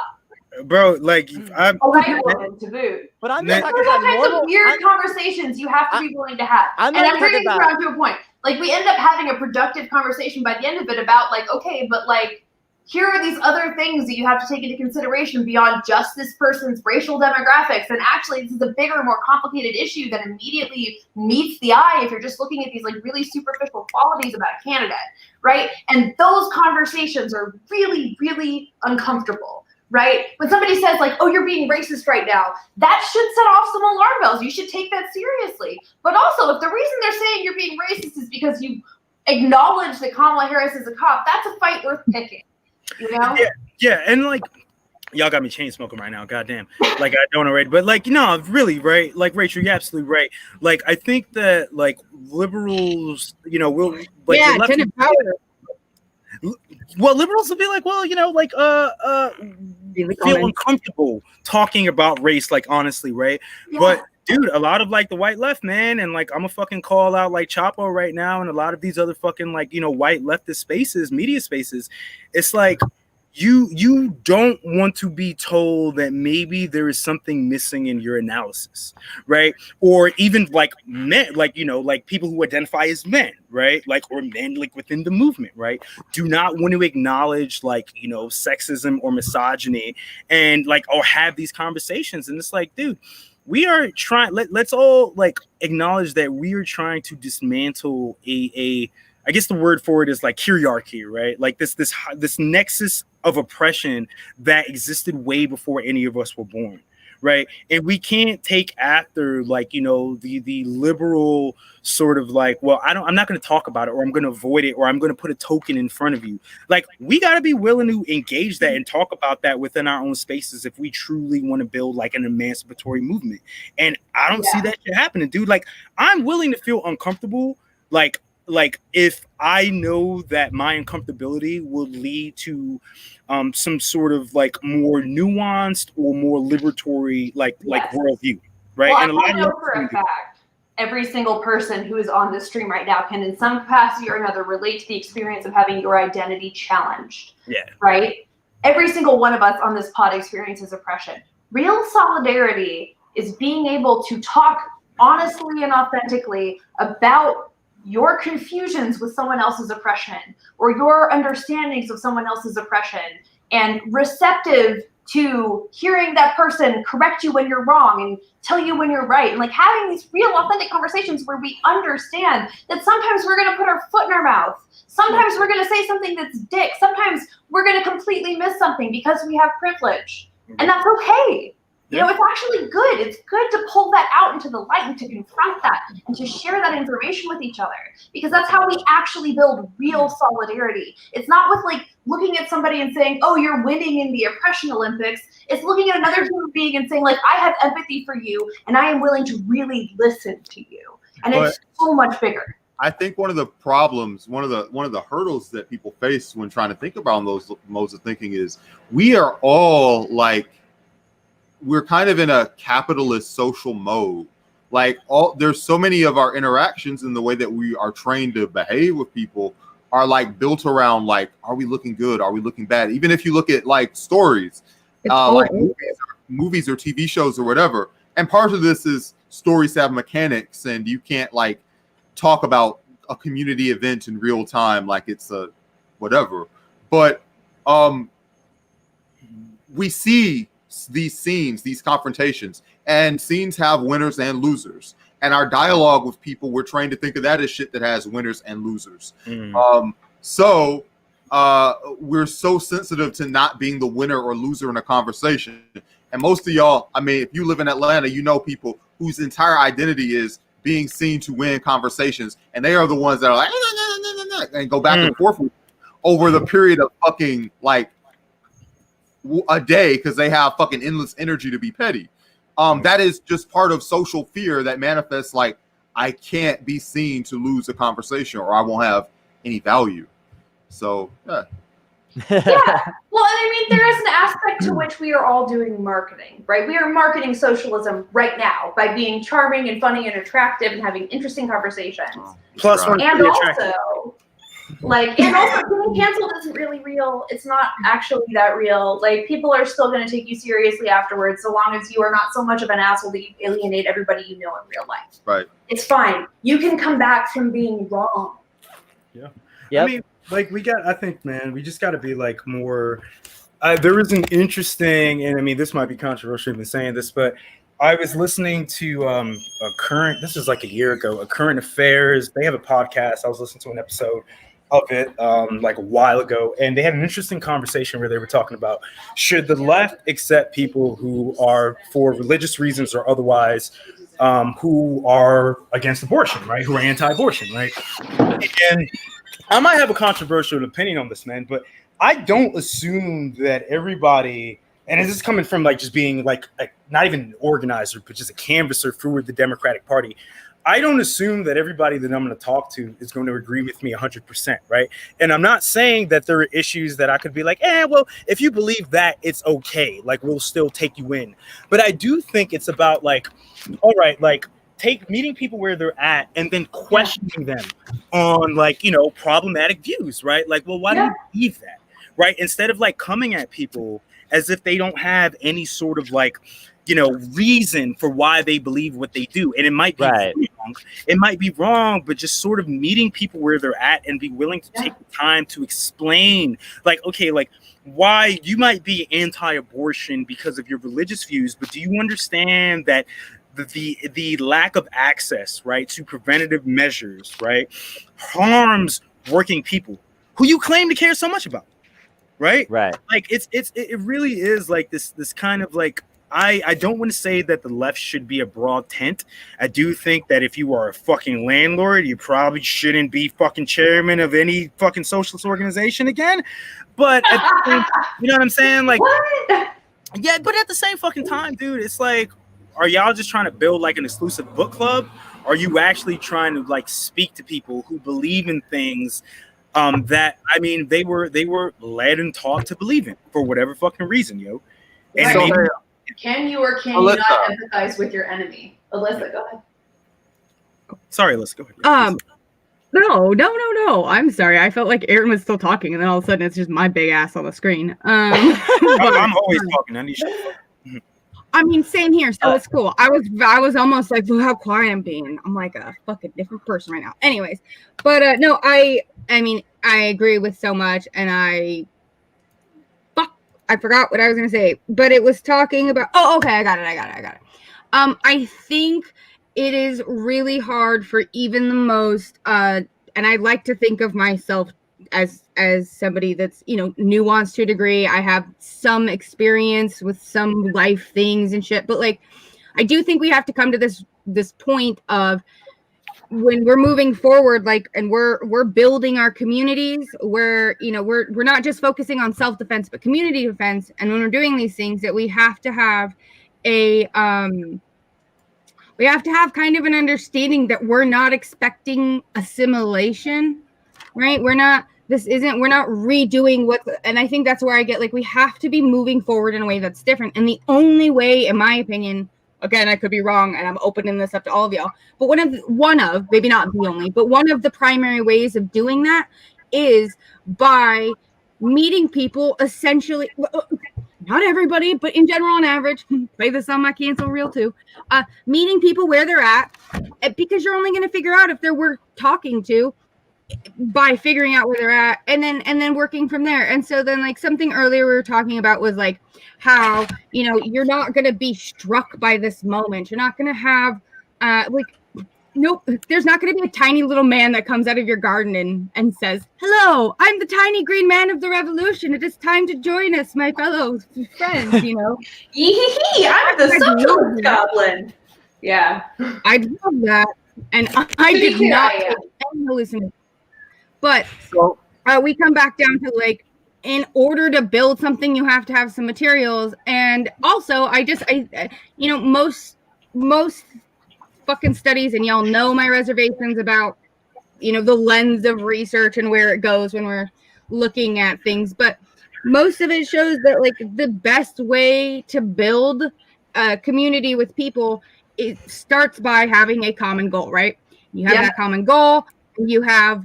So if you are able to talk to somebody and you're able to identify one fucking common goal, you've already worked on building a community. Yes, it's a very small one at that point, but it's by those small interactions. And I've said this before. I'm not sure if I've said it on this show or not, but one of my like biggest, like me and my girl Lorena, who is a, you know, first generation Colombian, and then I'm just first generation really poor. Not first generation poor, sorry.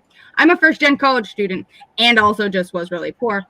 But so between her and I, when we went to Iowa, we went and we did like the first day out, from California, out in like the suburbs. And I'm walking up to these mansions like, these fuckers are the type of people that will yell at me to get off their lawn. You know, and I'm like knocking up on the doors like all scared. So we go back at the end of the day and I was like, hey, I think I'd be way more useful if you put me in a trailer park. Like just drop me off at a trailer park. I'll knock that whole thing out. And my girl Lorena came with me and we go and we knock on doors. And then it was so fucking cool. Lorena organized.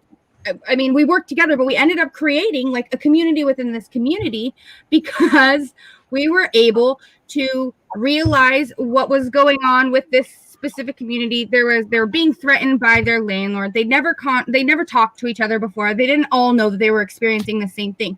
And that one common thread made it so that I could I'm talking Trump supporting working class, like just almost every iteration of what we think. I'd like to think of what we the left think of when we think of working class, because there are many iterations and subcultures in that.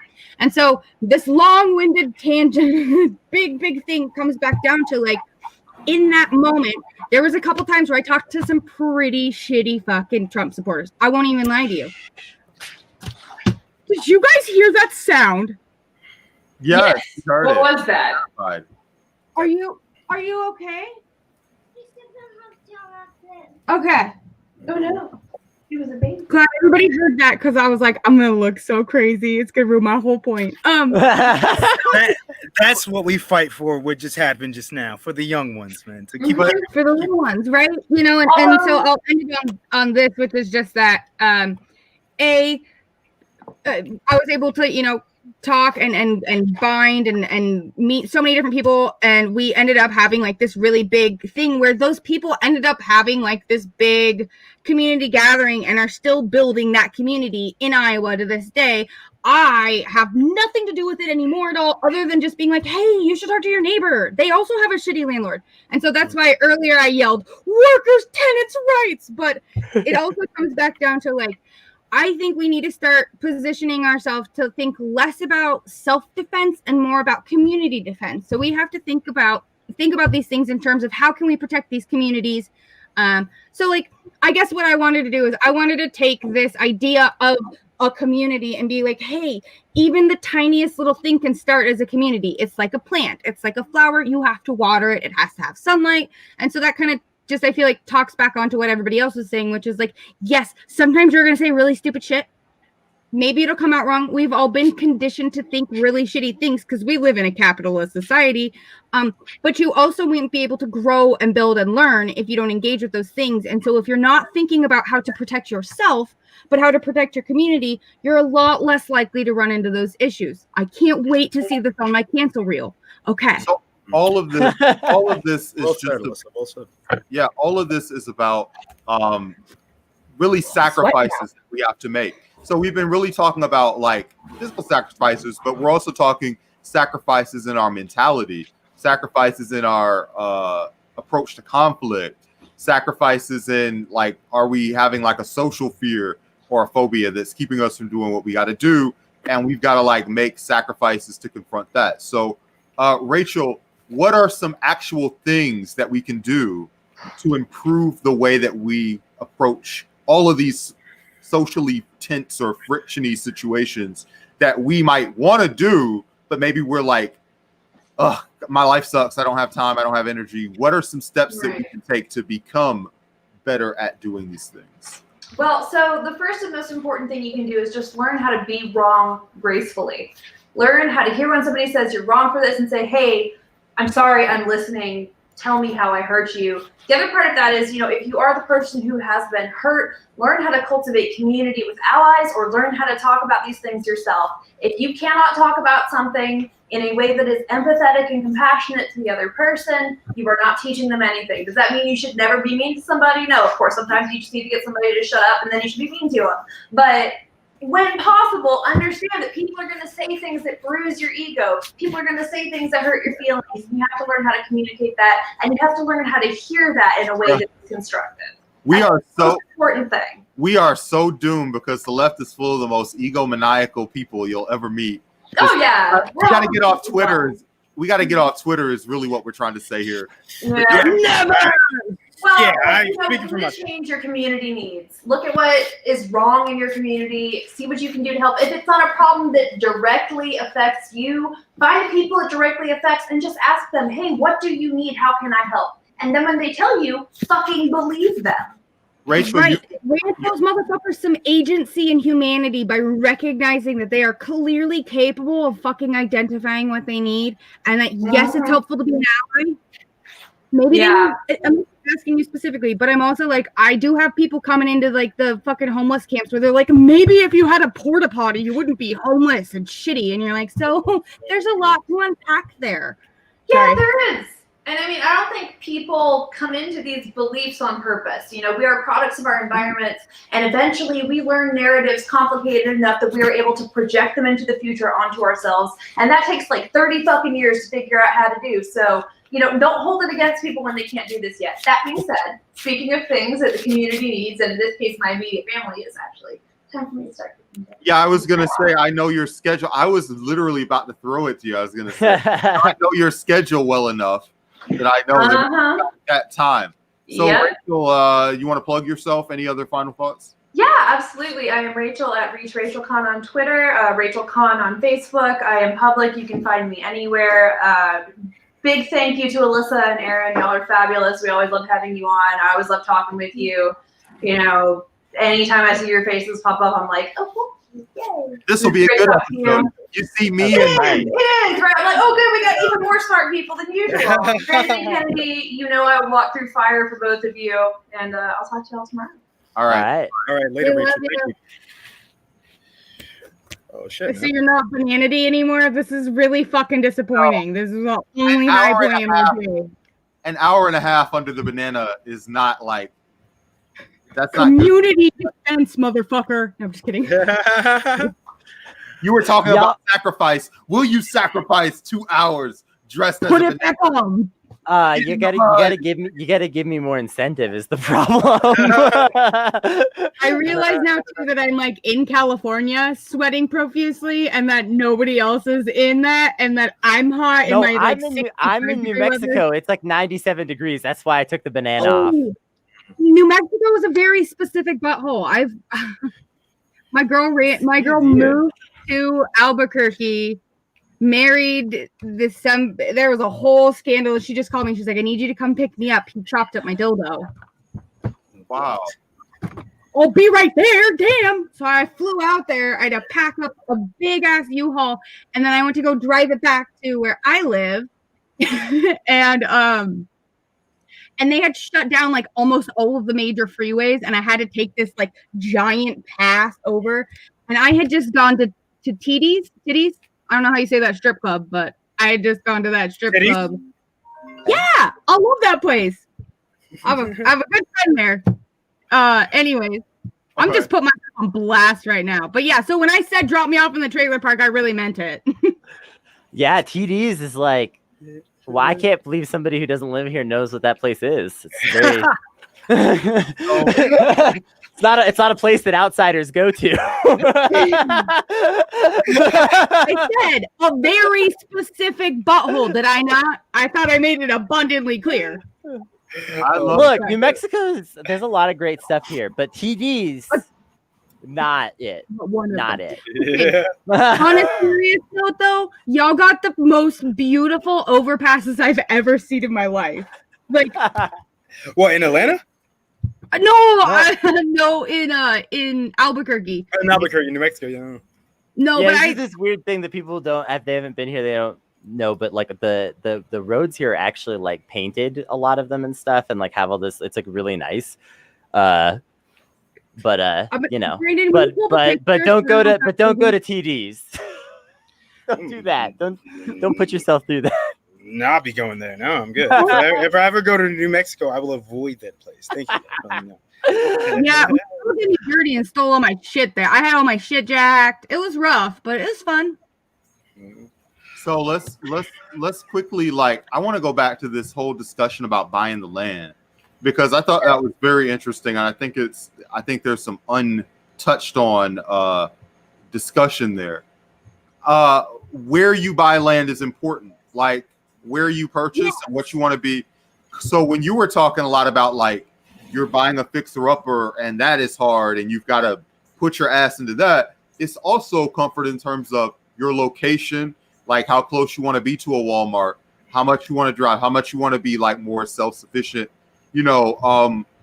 so where you are makes a difference. And it could be just as simple as what part of the country you want to live in, because like you're paying a very high premium to like live in California, whereas the land in New Mexico, which is just a little while away, it's fucking dirt cheap. They're giving shit away over there. Are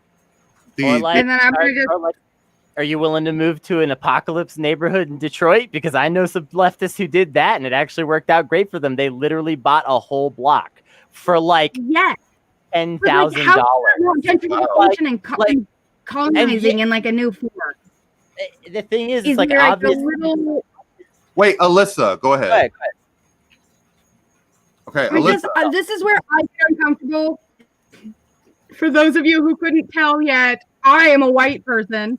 And so this is where I get uncomfortable about aspects of coloniality or like, gentrification. I've watched my own neighborhoods get gentrified again. I grew up homeless where I was. So like, now I'm not saying a bunch of leftists are going to go gentrify other places. Which they have already. They kind of fucking are. That's kind of their jam. They kind of been doing that for a minute. And so we have this history. And so I really like to incorporate this idea and think about it in the sense of, Brandon, go fuck yourself. Why is Brandon...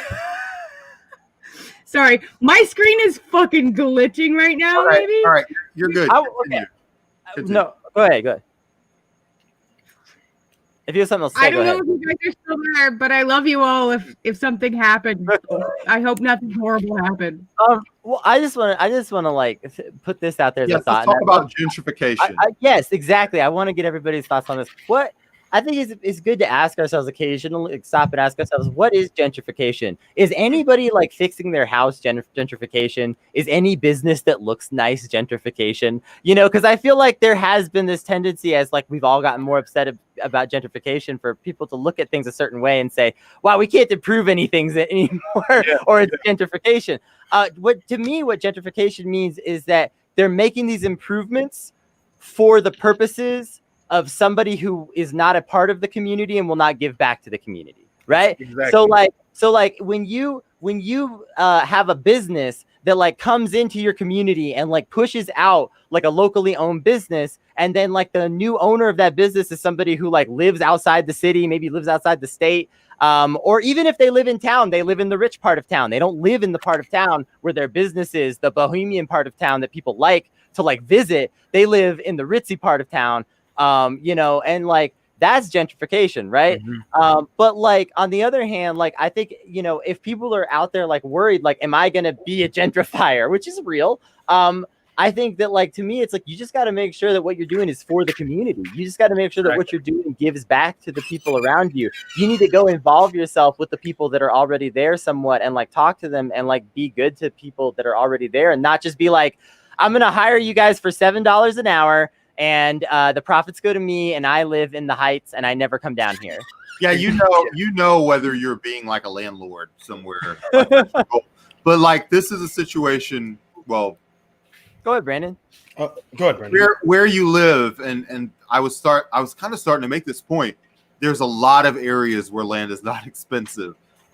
Once you leave like the coast, I mean, we have the whole state of Georgia. When we talk about sacrifices, are you willing to sacrifice living in Tacoma for living in Atlanta? You know, you have to, Alyssa. Yes. What do you got? I mean, I just have to. I cannot emphasize this enough. I fucking hate California. So when we say things like this, Alyssa, as somebody who spent, come to the Grift Ranch. you get my colonizing ass, I will. But we had to ask questions. Alyssa, come to Atlanta. You're a smart professional. We'll get you something where you can use your. Move you into East Atlanta with all the other hipsters. You'll be right at home. Have a blast. Y'all. I just want to plug. I want to add something and plug a book real quick. I think for anybody, especially if you live in Atlanta or the South, or I mean, I guess you could say any city. If you want to kind of learn about the history of gentrification, you kind of have to understand, contextualize white flight as well.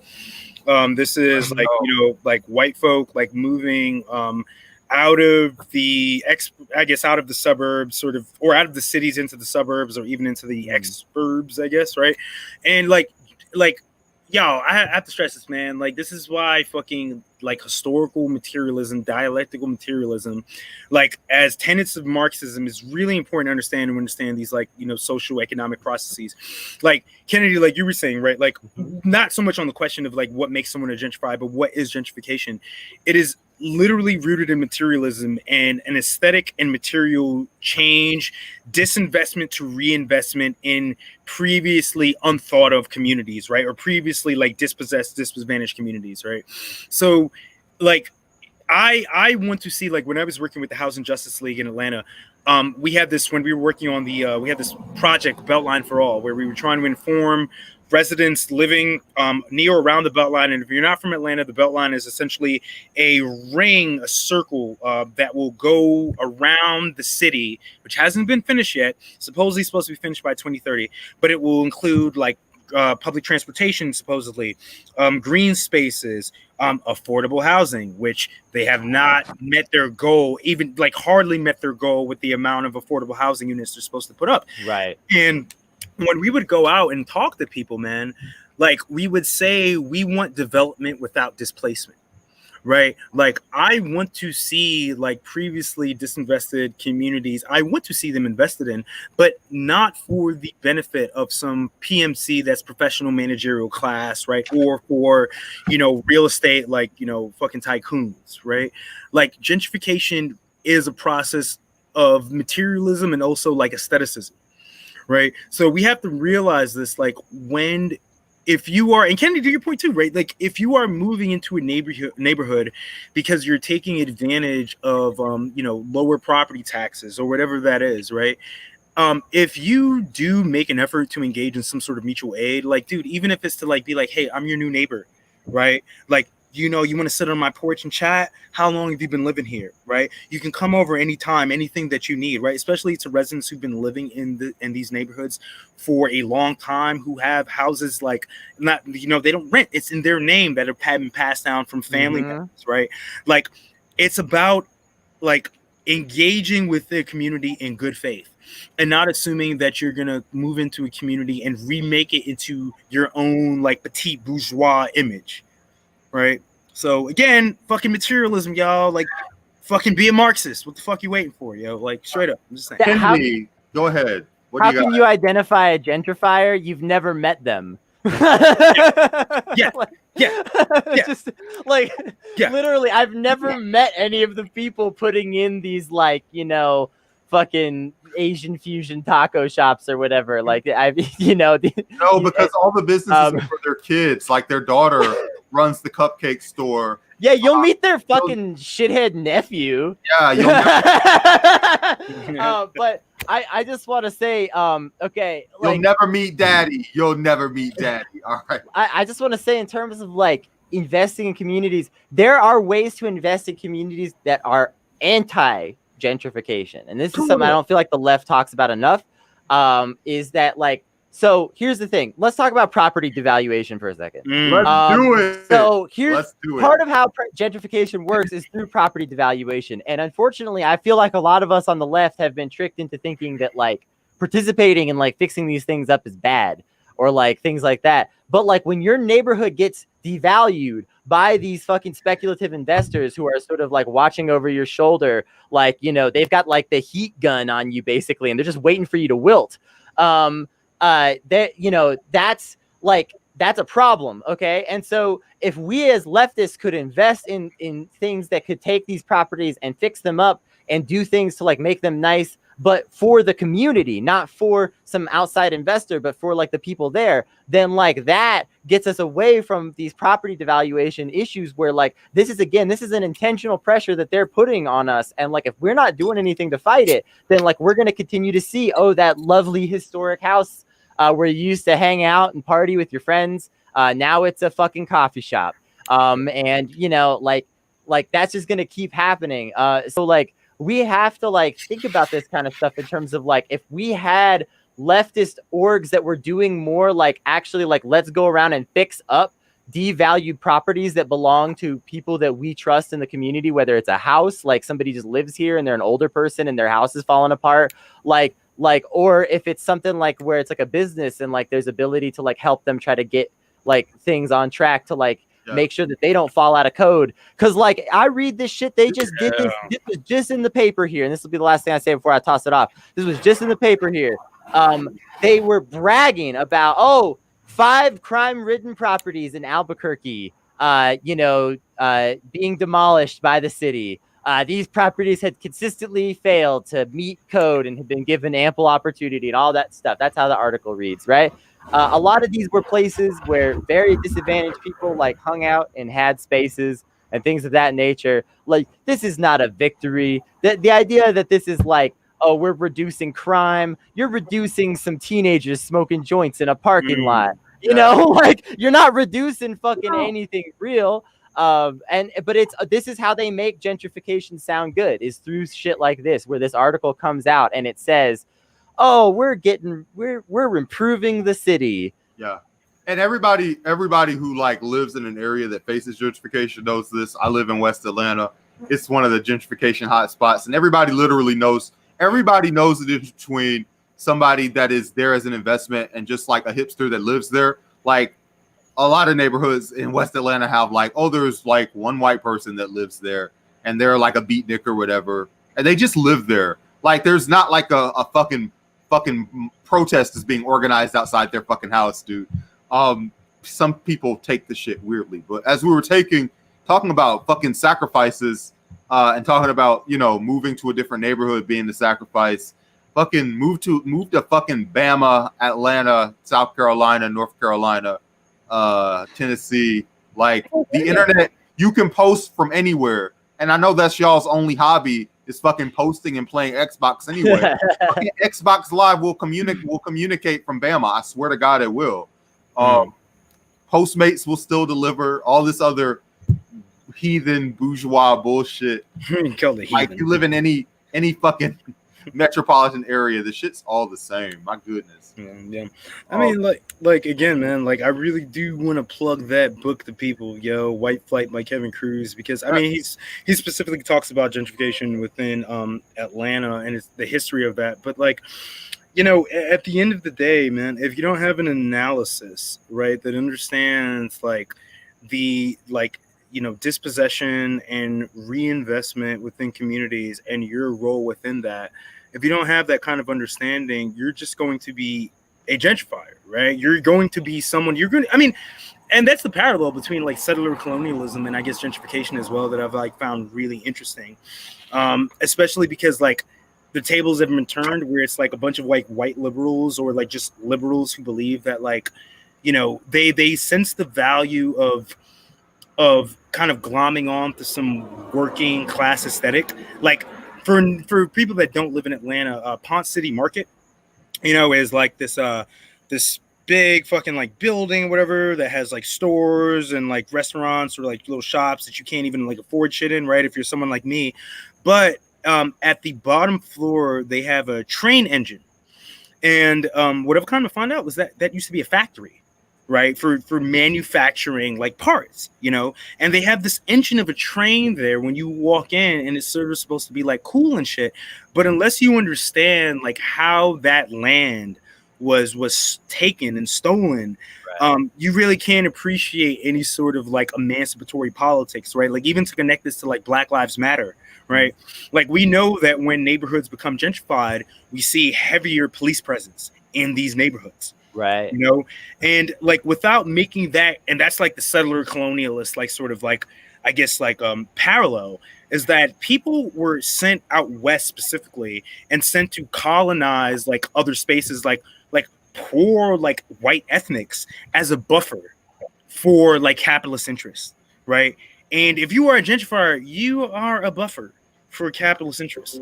You are the one that's been sent out to sort of like, you know, I guess test the waters, right?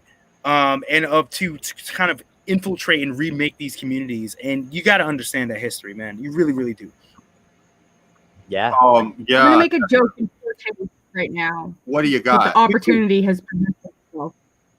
I just want to say that no matter how far fucking back you go, there's one Donald Trump quote that I will reappropriate to be supportive of history, and that is, "Britain did not send their best. They just didn't. No, I They mean, just look, did not send their best." no, man, yo, and this isn't. I mean, shit, this is an interesting conversation for another time. But like, you know, man, it's like, how do I say this? Nah, fuck it, I'm gonna just say it the way it happens. Yo, like, I've had this conversation with comrades before, especially white comrades, where it's like, I'll hear shit like white people are evil, right?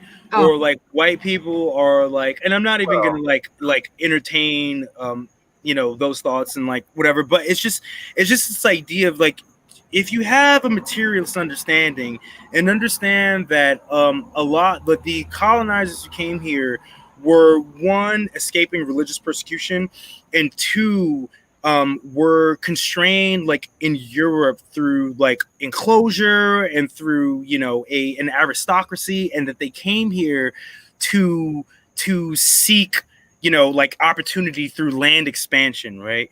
I think when you understand those things, it becomes a lot easier to explain why we are in the situation that we're in, right?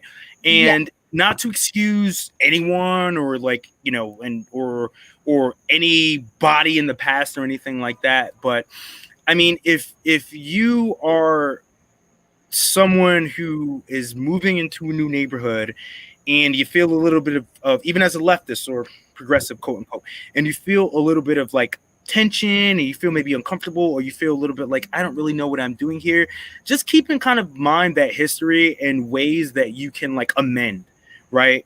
Instead of just like, you know, attributing it to, well, these people a long time ago did something really fucked up and we should like, you know, lambast them, and we should like brand them as like, you know, these people who ruined this perfect society that indigenous people here had before anyone else came, right? Like, again, like this is about like processes, yo. And I think once you understand that, you'll be a better organizer and a better human being, right? I hope that sounds like clear to people, right? Yeah. Like, I hope that's clear to people. Let's talk, Kennedy, about what are steps that someone should take if they're trying to, you know, build this community independence. It's kind of, I'm trying to build a thorough line, which is what I like to do as host. So we started with fucking Kamala, and we talked about alternatives to electoralism, and we talked about fucking community building and the personal sacrifices that you've got to make, and all of us have had to make along the way to our fucking ego or whatever, to build in a community-focused way. So we've gone on this whole journey. What are first steps that someone should take if they're saying, hey, I want to do fucking community building, whether that's locally or I want to move to Missouri and do it there, whatever the fuck. Well, I think first of all, you need to like find yourself some comrades. And so and a lot of what I'm going to say is going to be like reiterating some of the points we've already made, but like then there will be some new stuff too. But like you need to find yourself some comrades. And so I will always bust out the Thomas Sankara quote anytime I can, because he's one of the people that really influenced my thinking as I was being radicalized, which is that the revolutionary can never get tired of explaining. And so like I think like we really have to like adopt that mentality more so than ever. We have to like get out of the mentality that like we can somehow do this just playing Xbox at home, never talking to anybody. And like I get it, like I'm anxious, I have PTSD, I don't like leaving the house a whole heck of a lot, but like sometimes you have to. Or find some way to like reach out and like get involved with some people. So you need to find some comrades. You need to talk to folks. You need to talk to your neighbors. You need to talk to your friends. You need to figure out who's amenable to these ideas. You need to like become that good revolutionary voice who's like bringing people around. And like you don't have to be an expert. You don't have to be a perfect debater. You don't have to be like a just complete political junkie. You just need to like learn how to stand up for the viewpoints that you care about. And like, so you need some comrades. Once you actually have some people around you, then like a lot of things become possible. And historically, it's been shown over and over again that a group of around 20 people can like accomplish almost anything. So like you don't need a huge group of people to like get together with you to make something possible. Even if you just get together like 6 of your friends, you're starting to have something viable. All right. So like now, okay, so what do? Well, first of all, you should start by like getting, methods of communication established and all that. And then looking at, okay, what are some of our shared needs? What are some of the things that we're all lacking in right now? Is it clothing? Is it food? Is it housing? Is it some other kind of security? Are we lacking in safety from sexual predators? Are we lacking in safety from, racial predators? Like, what's the deal here, right? Like, what are our communal needs right now? And once you start identifying and naming those needs as a group, well, now you know what to start working on, right? So, okay, so what's next? Now you're like getting organized. Like the next step would be like, if you're actually trying to do something like have an org, it's like you need to start thinking about like what's this org's goals and how to structure it towards those goals and stuff.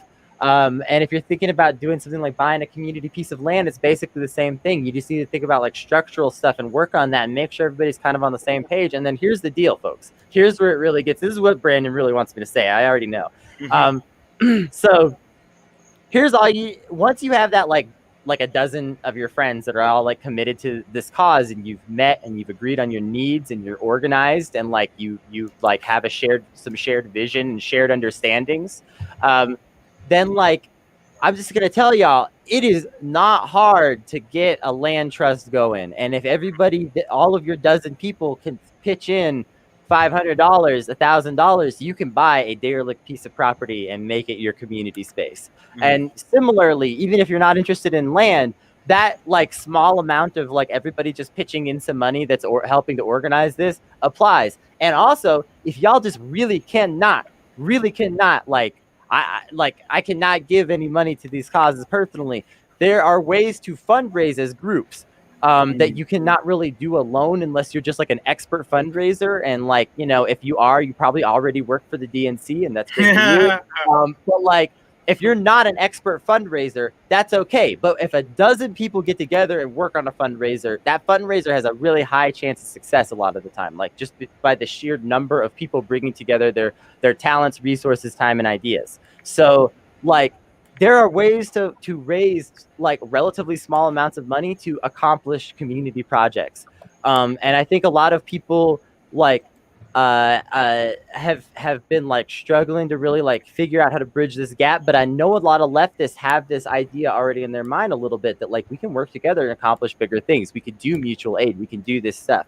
So like, this is one of the ways that you could do it. Figure out what those needs are, raise money as groups, and like put some shit together. And like, you would be surprised what you could do. You could buy people cars that can't get to work right now. You could buy people houses that don't have nowhere to live. You could You could get community gardens going that like literally like provide most of the food to you and your neighbors that you eat for the year, like 70-80%. Like a lot of things are really possible once you start that kind of organizing. You can't do this in New York, but you can do it like in there. You can do it out in the rest of the real world, which is great. Alyssa, yes. What do you got?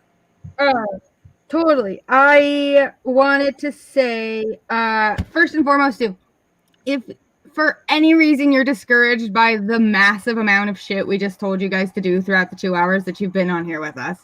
This isn't a one-day thing. This isn't like fucking voting for fucking Joe Biden. Like this is gonna get overwhelming. In fact, one of my favorite quotes I just want to insert real quick is people overestimate what they can do in a day and underestimate what they can do in a year. Yeah, think about what we're fucking doing in a year, bro. We've done a lot. Right? Yeah. It always seems impossible until it is done. Right. That's right. That's right. Let's go. I keep that shit right here. I can look at it all the time. But so like, man, there's a reason we've been saying baby steps for a long time. So just first and foremost, do not feel inundated right out. I mean, get used to it, but also like don't feel inundated like you have to do this all in one day. But do recognize that organizing in of itself kind of takes on this quality of, I mean, in my experience in campaigning for various different things, from the COLA campaign at the UC education, like in California that we're working on, which, woohoo, we got our 41 UC students rehired. But, you know, that started off as an idea. It started off with this tiny idea that we were not going to take this shit anymore. And we started talking and communicating about it. And it turns out that all the grad students felt this way. And shit, even the undergrad students kind of had a tendency to feel this way. So, like, it is. Sometimes it'll feel like you just put a drop in your bucket, and you did, but you got bucket in the pail, right? So what I want to also highlight is that just because these things may not seem like things you have immediately to you, there are so many other roads and lanes on the freeway of fucking revolution, but like there's so many lanes. So if you're like not somebody who feels like you could ever in your life imagine knocking on someone's doors, A, you can, and I promise you'll end up figuring it out. But B, if you can't, like there's so much shit, like Kennedy was just saying, we have so many different lanes to get in with organizing. And so like I always highly suggest. This is so big. This topic that y'all are introducing is too big to fit into even 2 hours, really. Aaron, you coming back next week or what? Oh, dude, I'm coming back whenever y'all will have me, man. Well, we're back on regular streaming, so like come back next Wednesday if you're down. Oh, dude, like I will if I'm available when you guys have regular streams, I'll always be on, man. Like we're on. It's happening. Yeah. Like I like. We gotta have. We've done 2 hours. We gotta wrap this up. But like we need to also continue this conversation because this is way too big. Like there's so much to do. Alyssa, Aaron, you both need to come back. We need to like keep this conversation going because like this is the real shit. This is important though. This is important because we started this podcast talking about fake shit that was like TV shit, hashtag shit, and we ended like talking about fucking real shit that is fucking vital and that we're hopefully helping pass on to people. So this is the shit that we're trying to do. Yeah, we know Alyssa has fucking Kropotkin on deck at all times. Books. I think it just means read the motherfucking book. Is that a low-key Kamala endorsement? Okay, no, all right. Yo, I gotta go as well, y'all. Dude, like, yeah, whenever you guys like, I'll come back Wednesday. I'll come back like next Wednesday too. Yeah, all right, cool. I'll be on with y'all to chop it up because I'm also like new at this shit in terms of like not just typing from behind a screen, but speaking to people and them hearing my voice. So, and with some good comrades, like it's, I feel like totally. Yeah, I feel like this is like conducive, right? I love it. So everybody, thank y'all for watching. We do this all the time. We have back archive. Just go to our Twitter. We have all that shit together. Yeah, you can find the whole archive of our streams on Periscope or on YouTube. We are Not Safe for Wonks at NSF Wonks. Patreon.com/notsafe. We are a bottom-up organization. Every dollar counts. We'll see y'all later.